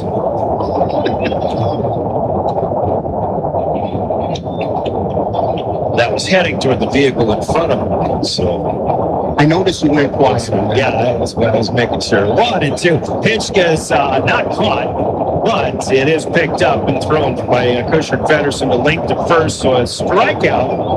The 2-3 put out. The Governors get the run they needed, could not get the second one, but they do get one run on one hit at an error. And a runner left on base through 6 complete. We're tied 1-1. Buckle up. We're going to the 7th in 30 seconds as you listen to Beer Governors Softball on River 92.7 and drgnews.com. What if the market shifts? What if the margins on your farm keep getting tighter? Simplot Grower Solutions is here to help. Simplot Crop Advisors know South Dakota corn, soybean, wheat, and other crops like you do because they live and work here. So, even if the market shifts or the margins keep getting tighter, you'll have the insight and support to keep moving forward. Simplot Grower Solutions. Welcome back to the Owyhee Federal Credit Union Press Box. Nothing decided yet. We go to the 7th inning in a 7-inning ball game. Mitchell will bat. There's 6, 7, and 8 hitters. It starts with their pitcher, Riley Jennings. The junior will lead off. Leah Reitzel and Mulaney Link due up here for Mitchell against Kenzie Flotmeyer, the Governor's senior. As the lefty will deal, strike one is up. And out of the zone. You know, Brian, the last inning just shows the importance of putting the ball in play. Didn't seem like a tough play, but created that chaos that he was able to get the run. Started with an Emma Tylen single. This courtesy runner, Chevelle Brackey, stole second, advanced to third on a fly ball. And then scored on a misplay by the pitcher on a comeback. Here's a strike in on a 2-0 from Flotmeyer to Jennings. She swings and misses. Jennings laid a bunt down, sent it back to Flotmeyer with 2 outs in the 4th inning after Mitchell had a run in and another runner out there. There's a swing and a miss. That's one of your favorite peel drops, I'm guessing there, Dino. Yeah, 2 in a row. She might get 2 rise balls for balls and now 2 strikes on the peel drop. I wouldn't be surprised she goes back to it. 2-2. And close, but off the edge. Good take here for Jennings. 3 balls and 2 strikes. A lot of full counts here lately for Kenzie Flotmeyer.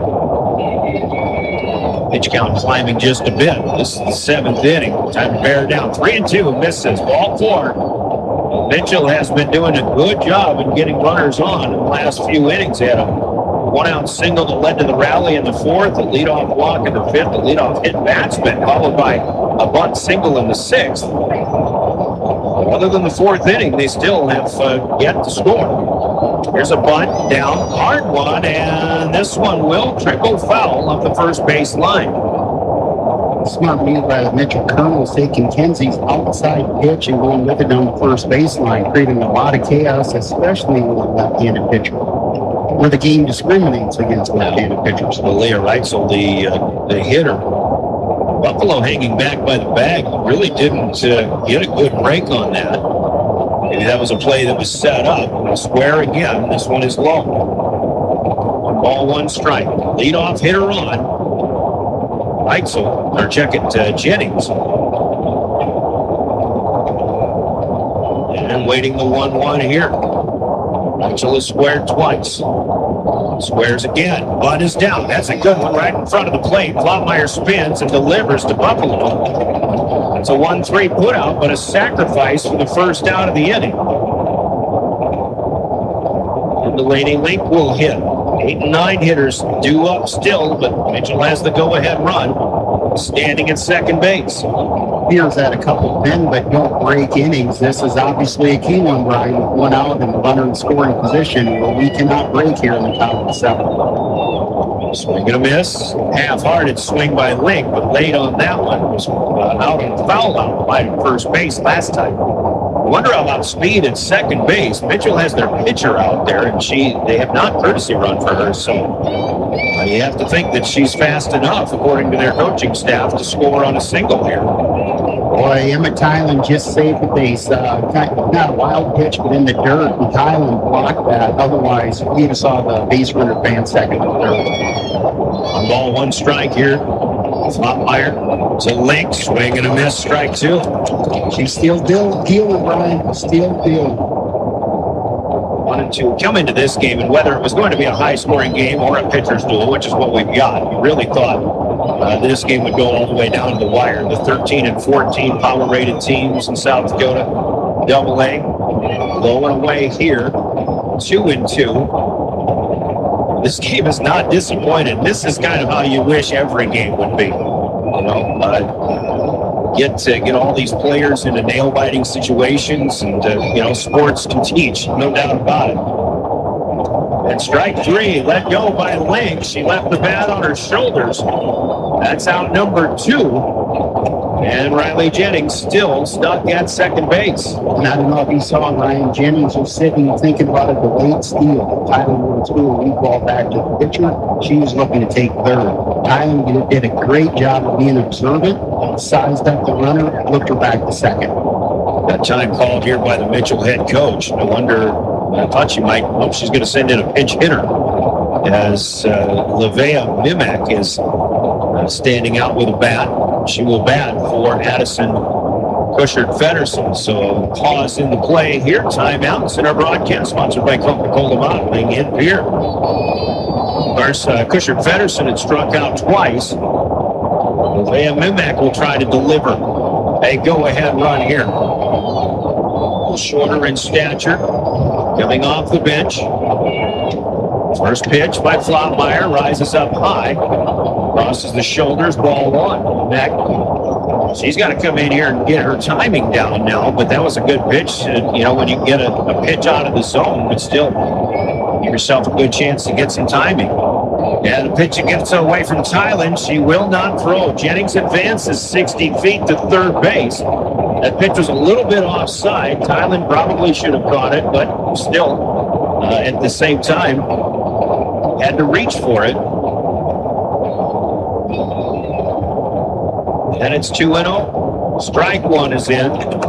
Big pitch there to get back in the groove here for Flottmeyer. Pretty smart move by the Mitchell coach. Again, bringing in a good batter, smaller in stature, a little tighter zone. It looks like she was taking out of the chute.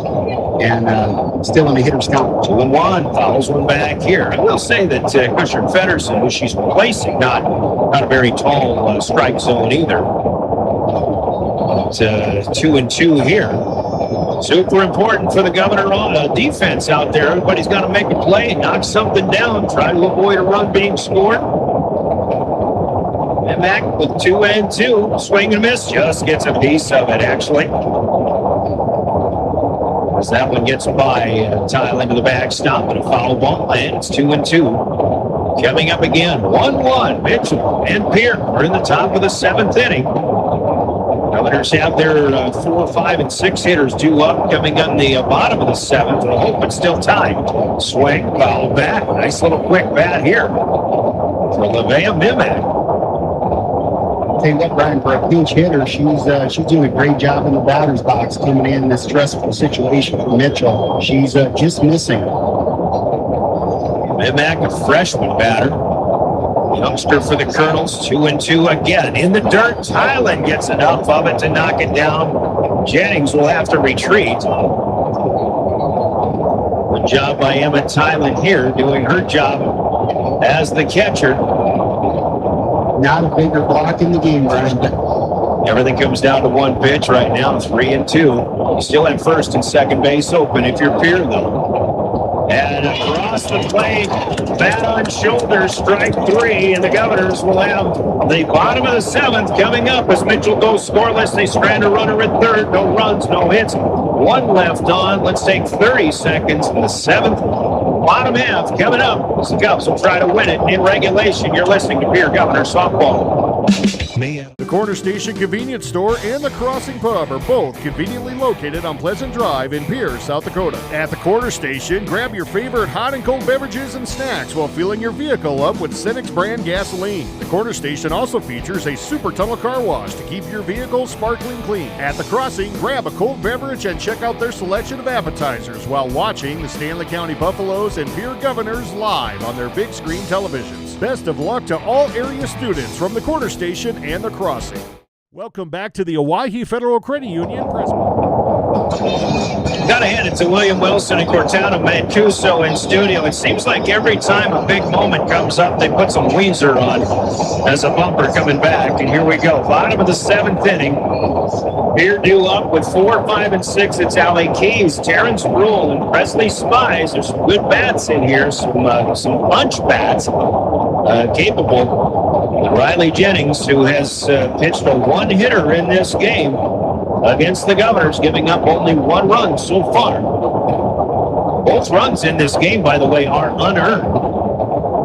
Run against the run that Mitchell scored in the 4th, the run that Pierce scored in the 6th. Here's Keys. Fly ball down the right field line is going to slice foul, but also out of the reach of Peterson, the right fielder. Livea Peterson, who is the flex player. She's played nothing but defense today for the Kernels, but still out there ready to hustle and trying to make a big play. Keys trying to deliver a big hit as we lead off the bottom of the 7th. There it is, right up the middle. Hot shot that she timed it perfectly, and the Governors and their fans with something to sing about. A leadoff single. Brian, she swung that bat with such confidence. We didn't see that in her first 2 at-bats, but at that one, she was looking to drive and did just that. Terrence Rule due up is 0 for 2, struck out in the 2nd. Squares the bunt here. Keys will steal and will take off. Then steal. Slides in, ruled safe, and the catcher, the shortstop there, trying to keep the glove on. There was a moment there, Dino, as Reitzel keeps the glove on. Keys, her foot came in. I think she gets to the base with the right foot, but I was wondering if it didn't come off, and that's what Reitzel was sticking with it. The umpire is just perusing the perimeter, not getting the timeout call. Sproul lays a bunt down, close range, and again comes Schlemgen on a hot step up that third base line, but it was foul. It's a perfect time for a bunt after you get a stolen base. Nobody out. Winning run at second base. Rule tries again, but fouls back behind the plate. 2 field drops, so Karen sees that ball coming in level, and as far as pitcher Jennings is at a great deal all day, that ball drops, and Karen just not able to square up the bunt. 2-2 count or 1-2 count, Brian? 1-2 has to swing away. Will swing. Schlimgen will take the short one. She'll throw on to first. The play is made, but Keys was ready to scoot on to third, and there's nothing Schlimgen could do with that. It turns into a swinging bunt, a 5-3 put out, but a very effective out for Terrence Rule. And we'll see how Mitchell plays this with Presley Spies due up, and we'll have a pitcher's conversation. A mound visit here and a timeout for the moment. Timeouts from Coca-Cola Bottling in Pierre. Perfect day for a Coke product, by the way. So now what do? You put a runner on? I say you have to. You almost have to get force play, but obviously it's hard to turn a double play. If you put a runner on first, well, they're going to take second anyway, most likely. And so, I mean, this is a difficult situation here for Mitchell. 1 out, winning run at third base. And he struck out Spies twice in the game. So do you think about laying down a bunch here to put pressure on the defense and then steal home? She swings. Again, times it right. Fouls it back. Now Presley's been guilty of swings and misses on pitches that ride up a little bit higher. Spies lays off this time. By the way, there's a new catcher in. That's Oakland Solek. Addison Kusher Fedderson was pinch hit for, but now it's Solek behind the backstop. Spies over first base, foul down the right field line. That one could have done it, but it misses by a foot or two. Press consistently able to get a bat on the ball here in a definitely a pitcher's count here. Let's see if she can lay off that waste pitch. Ball, 2 strikes, and swing and a miss. It gets through, though, and that's going to allow Keys to score on a wild pitch from third base, and that run puts this one in the win column for the Pierre Governors here in the bottom of the 7th inning. It was a strikeout for Spies, but a wild pitch brings in the winning run, and on the Gales Gas Service scoreboard through 7 complete, a good win for the Governors, a tough luck loss for the Mitchell Kernels. Final score here, 2, Mitchell 1. Scoreboard brought to you by Gales Gas Service in Pierre. Remember to use their budget plan and keep full service. Stay warm when you need to, but manage your heating needs all year long as well with Gales Gas Service in Pierre. Good win for the Governors. It would have been a hard loss to swallow. A good win they get, and a 2-1 victory here at Riggs Field. Gales Gas Service with the scoreboard. Family Dental with Pierre in Gettysburg offices coming up with the post game. The full recap, the players of the game, your big plays of the game, they're all on the way in your Family Dental post game on a Governor victory here at Riggs Field. We're back in 3 minutes with Pierre Governor softball. For over 70 years, Pitt's Design Build has earned our reputation locally for serving communities across South Dakota. We provide design and building services for schools, hospitals, churches, commercial offices, multifamily housing, and so much more. Pitt's Design Build is conveniently located in Pierre, Mitchell, and Sioux Falls to serve you and your organization. We bring value to our clients by facilitating the design and/or construction process. Give us a call today and check us out at pittsdesignbuild.com for a free building consultation.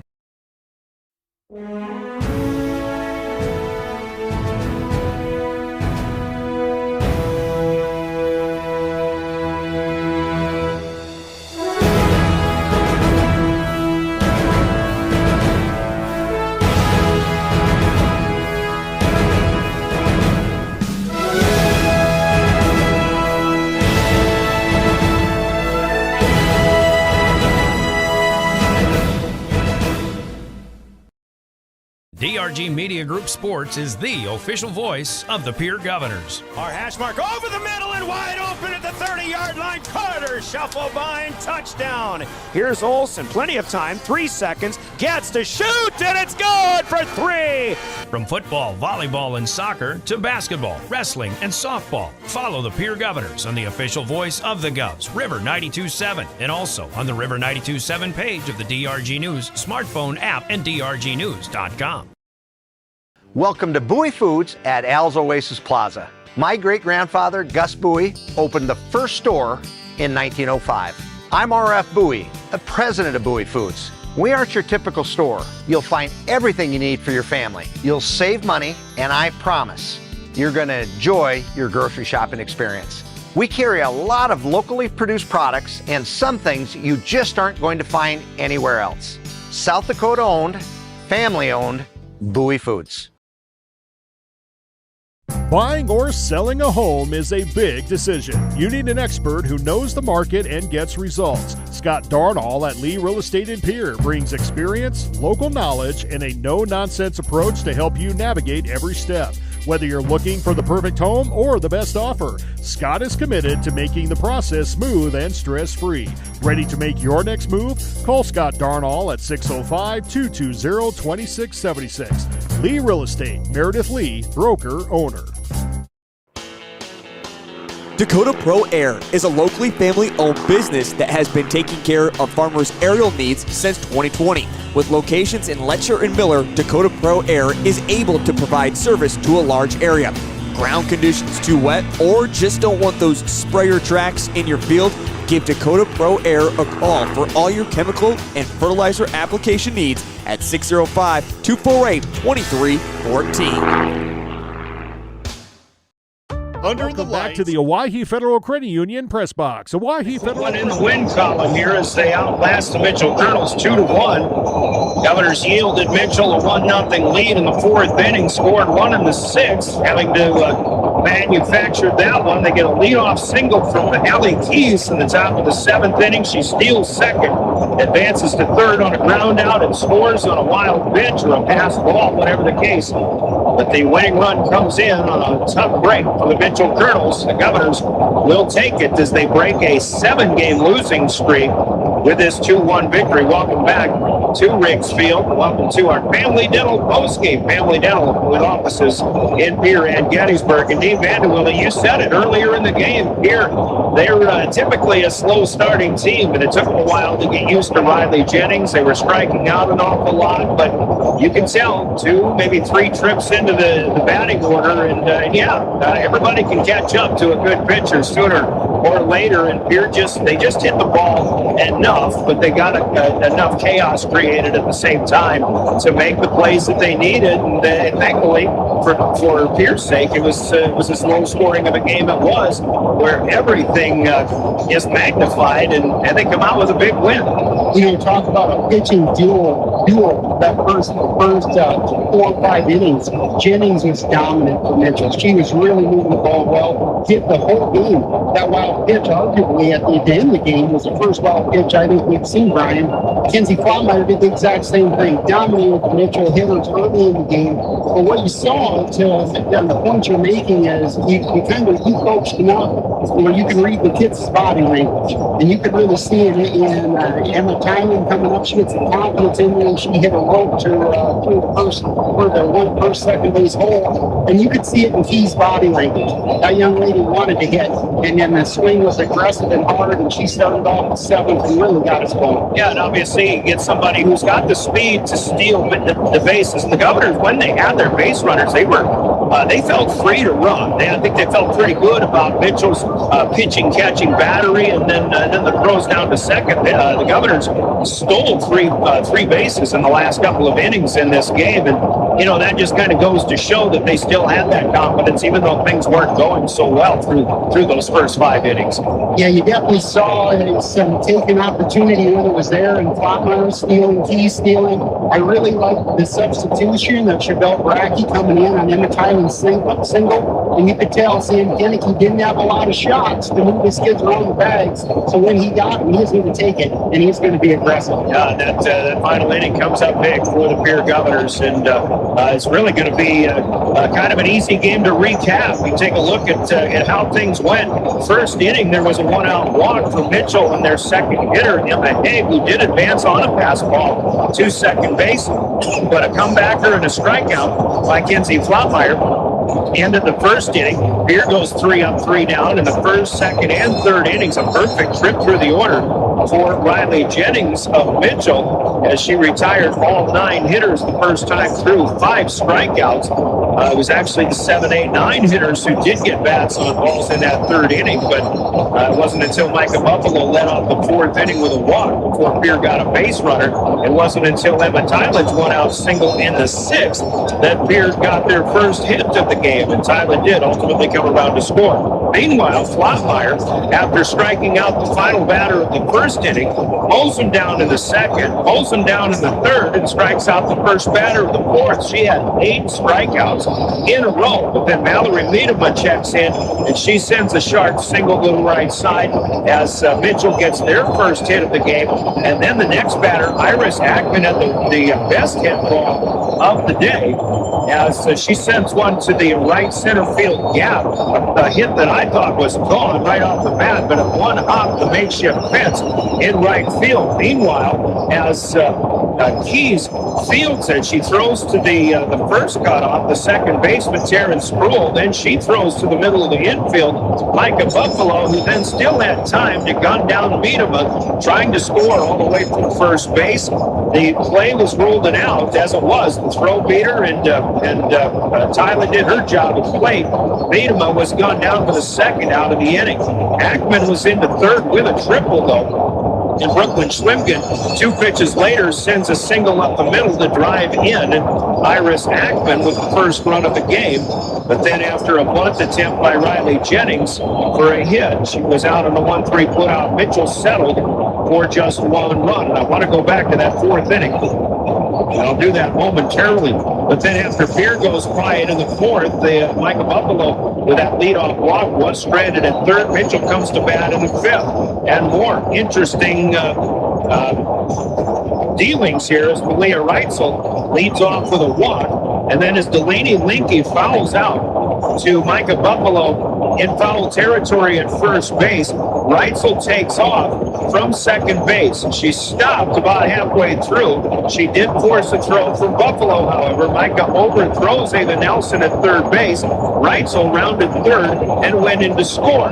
But then as it happened, on an appeal play, it was ruled that Leah Reitzel left early from second base, so her run does not count. It turns into the second out of the fifth inning, and when Addison Pedersen struck out, Mitchell was left scoreless in the fifth after probably should have scored a run.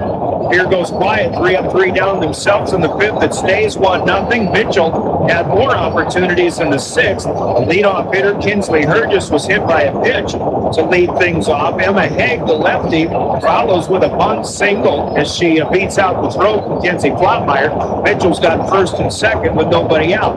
A pop fly in the infield. Miedema was out with the first out on an infield fly. Then Ackman, who had the big triple earlier, hits one to third base, or to shortstop rather. Charlie Hall fields it and then gets the lead runner at third as Burgess is retired on the fielder's choice. Brooklyn Schlimgen then is out on a ground out to second after a later pass ball moved 2 runners up.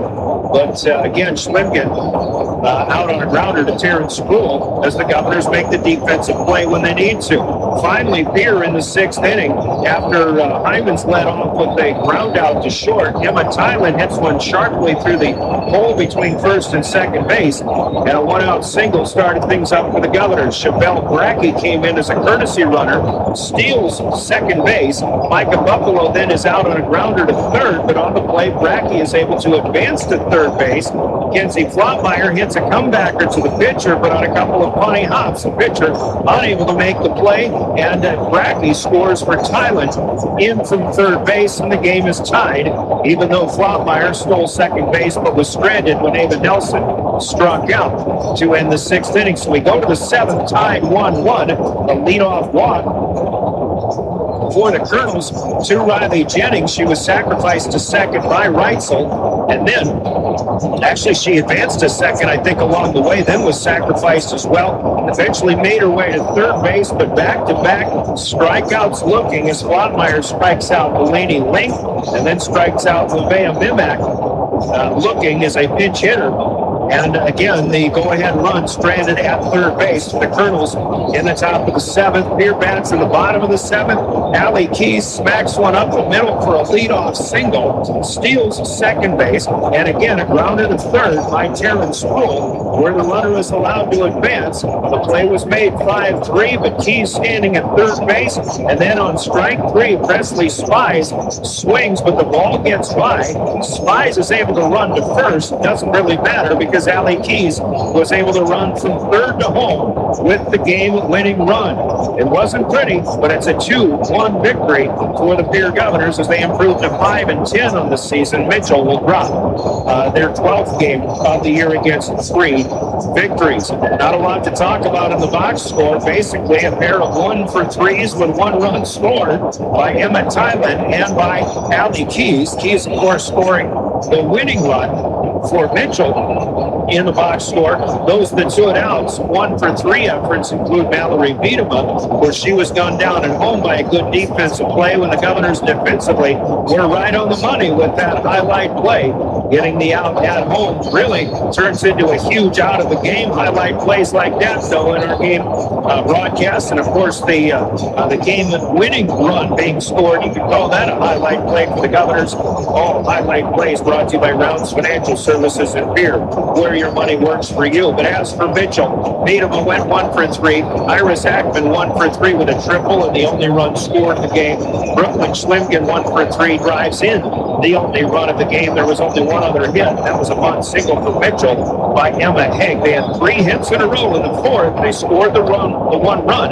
But Dean Vanderwille, I don't want to say this is a big play, but I think Mitchell could have played things a little bit differently on that triple by Ackman. And if you recall, she hits the ball to the right center field gap. Biedema clearly not as fast as Ackman. Ackman running behind a runner who probably had to wait, make sure the ball wasn't going to be caught. But when Ackman rounds second base, Biedema hasn't rounded third yet, and I feel that the coach was forced to send Biedema home. Well, personally, I think I would have held her up. Then they'd have runners at second and third, and they'd had follow-up single if things would have worked out the exact same by Schlimgen. I think Mitchell could have scored 2 runs on that play, but instead they get the run thrown out at home, and they ultimately only score 1 run. Then you compound that with the appeal play that wiped the run off the board for Mitchell, and I think the Kernels, unfortunately, just have to be wondering what could have been in a 2-1 loss. And what a weird play. You and I all caught the hit. We thought it was potentially a home run over Keys' head. And so I think the runner freezing between first and second, you're right, didn't get a good jump on the batter, obviously. And then here you have the batter trailing within 1 base pass length of the lead runner. So you're right. And if Keys is spread it, this is the 3rd time Keys has been involved with gunning someone out at home. She's very accurate on those relays, and Pierre executed that to perfection.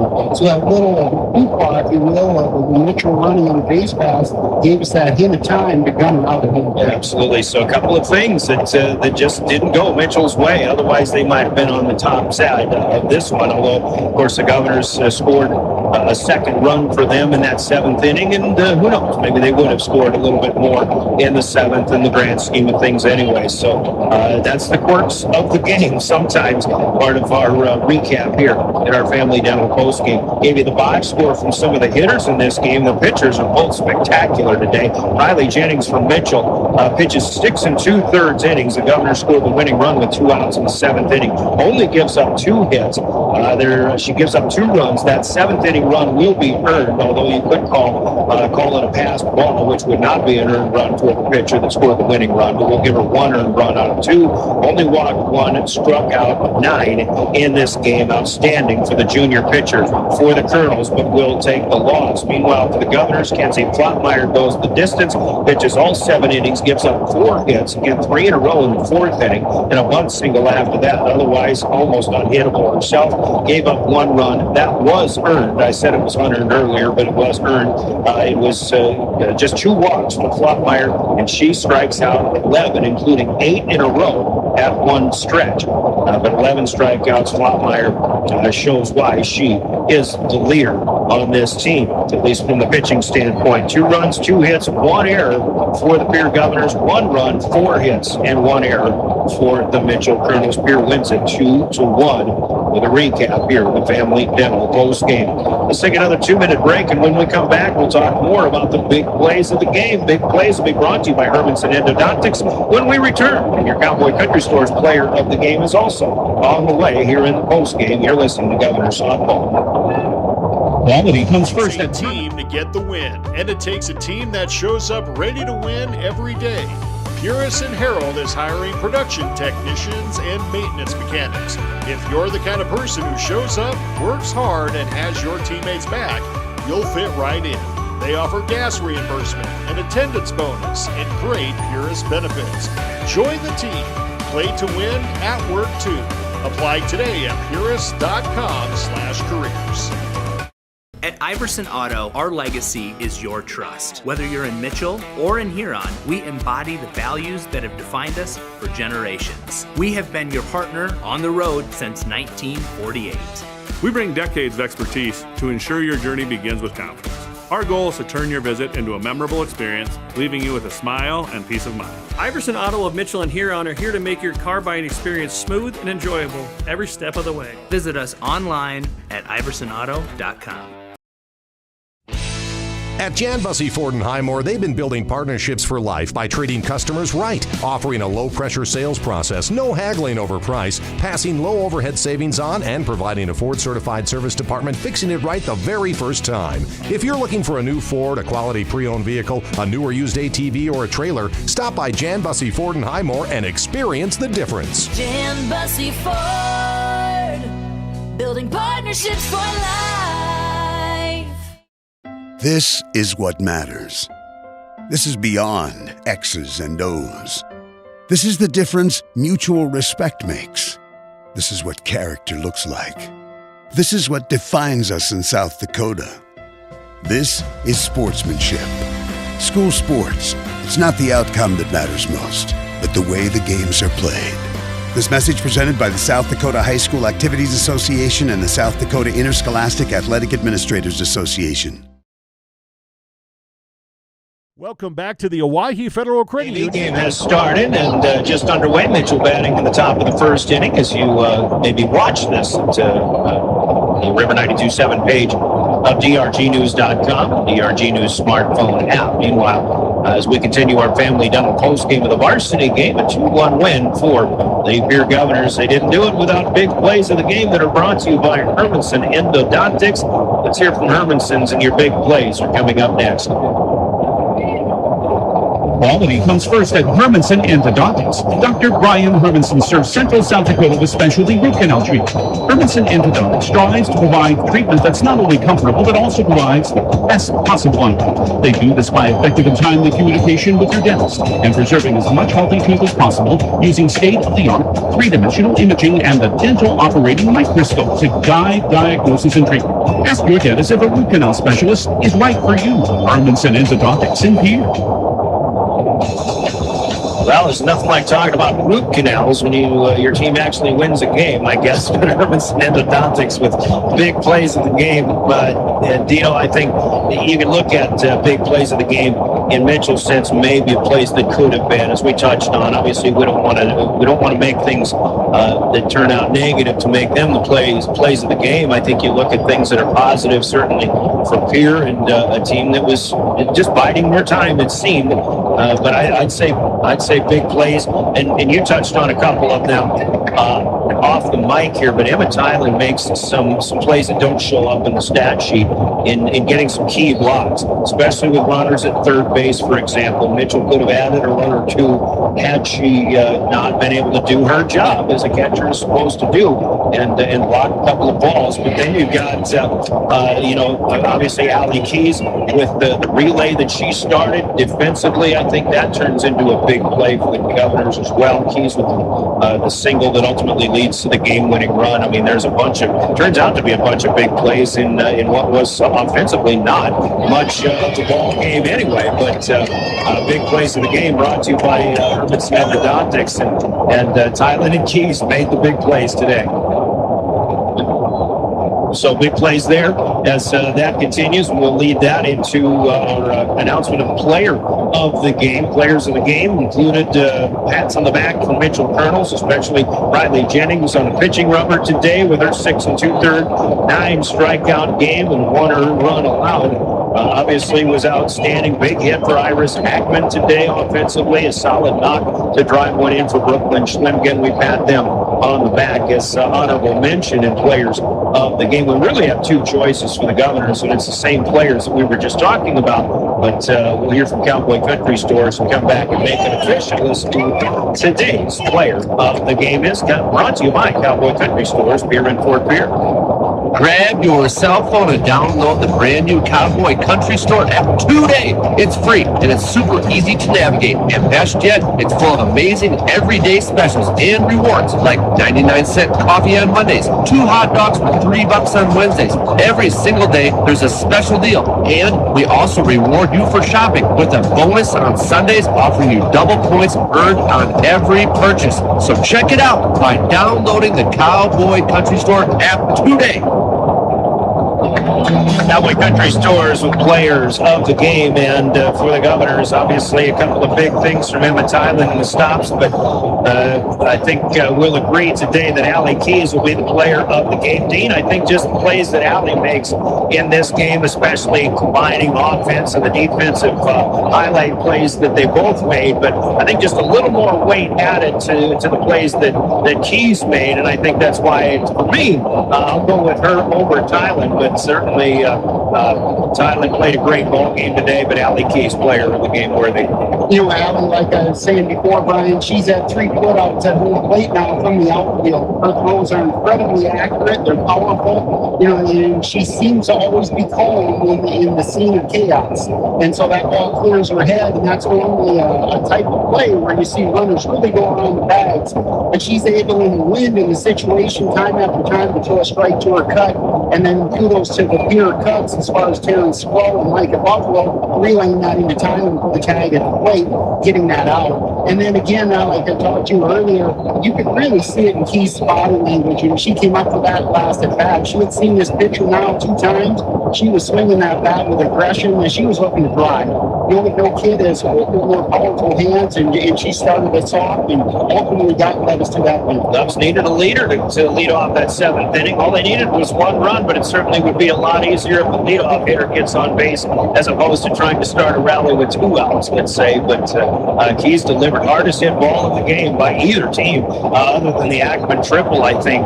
Certainly the hardest hit ball by the Governors today. Tylen's hit was just about as hard today, hard hit, but just a great ball game for Allie Keys. She rose to the occasion when her team needed her. She is today's player of the game, scoring the winning run in particular with that 2-1 win. Allie Keys, and player of the game brought to you by Cowboy Country Stores in Pierre and Fort Pierre. So, upcoming, we mentioned earlier, Mitchell has 1 game to go. It's a Monday home game against the Brookings Bobcats, and then they'll head into the Sodak 16 after that. Pierre has a couple of games left on the schedule, and they will go to T area on Tuesday to tangle with the Titans for the 2nd time of the season. That should be a good one. Titans beat the Govs back in early May in a Sherman Park Sioux Falls tournament venue. That was 7-5 in 8 innings. So why expect anything different? T area's 4-9 coming into action today. The Governors are now 5-10 with the win here over the Kernels. That's Tuesday. That's on the road. No coverage of that game, but the final game of the season for Pierre will be against highly touted Harrisburg squad. That'll be a tough one, but that will be the home finale for the Governors, and we'll have it here for you 1 week from today. 3:30 pregame, 4 o'clock with the first pitch against Pierre against Harrisburg to close out the regular season, and we'll make a decision after that as to what we want to do with the Sodak 16. So join us next Thursday for our next coverage of Pierre High School softball. And just to do a little bit of a blurb about what's to come, state track and field coverage will be on KPLO and KMLO of DRG Media Group coming up at the end of the month of May, Thursday, Friday, Saturday, May 28th through the 30th. This Pierre Pierre track stars. Tracksters are continuing their track toward the state tournament. Of course, you got Pierre Golf as they've got some events coming up. I think they're at Mitchell, in fact, at Lakeview Golf Course on Saturday. The tennis team has ESD this weekend in Yankton, and then the state tournament will be coming up next weekend. And the ESD track meet is also this weekend coming up, and I think that is up in Watertown. So best of luck to every other Governor Sports group that is in their postseason.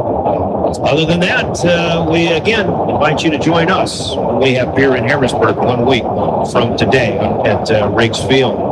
For those who are on the road, we wish safe travels, especially to the Mitchell fans and team who have made the trip here to the capital city. Reminder from the South Dakota Office of Highway Safety that it doesn't matter how far, just buckle up every trip, every time. It starts with you. You've got someplace to be. Reminders from the South Dakota Office of Highway Safety. Final comments from Dean Vanderwilling.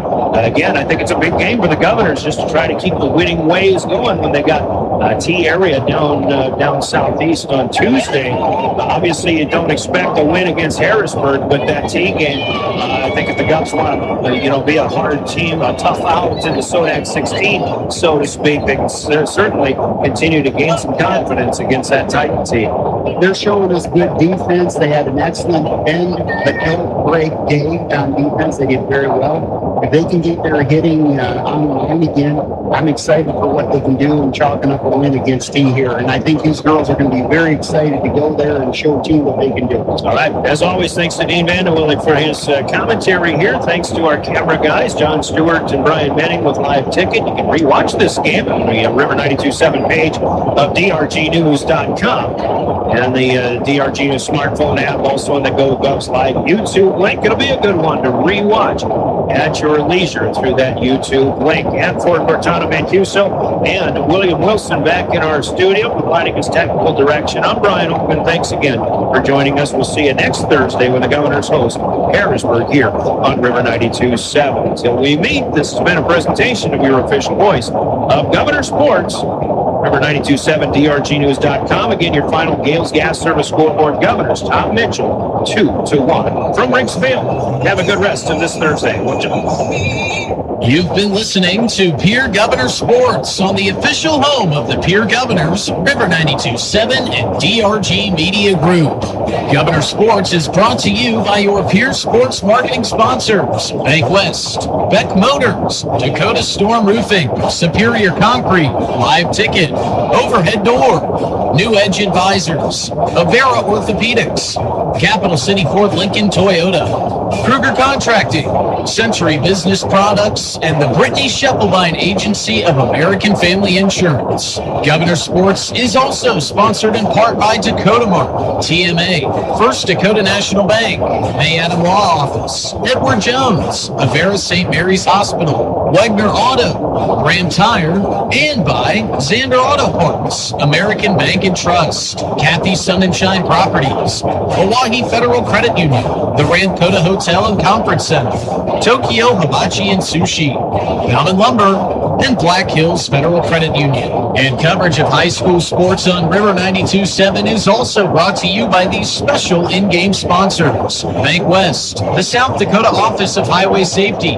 Central Dakota Eye Care, Envirotech, the South Dakota Attorney General's Office Division of Consumer Protection, Rounds Financial Services, Comtech, Coca-Cola Bottling, Wealth Partners Ameriprise Financial, Hermanson Endodontics, Family Dental, Cowboy Country Stores, and Gales Gas Service of Pierre. Thanks for listening to Pierre Governor Sports on the official home of the Pierre Governors, River 92.7 and drgnews.com.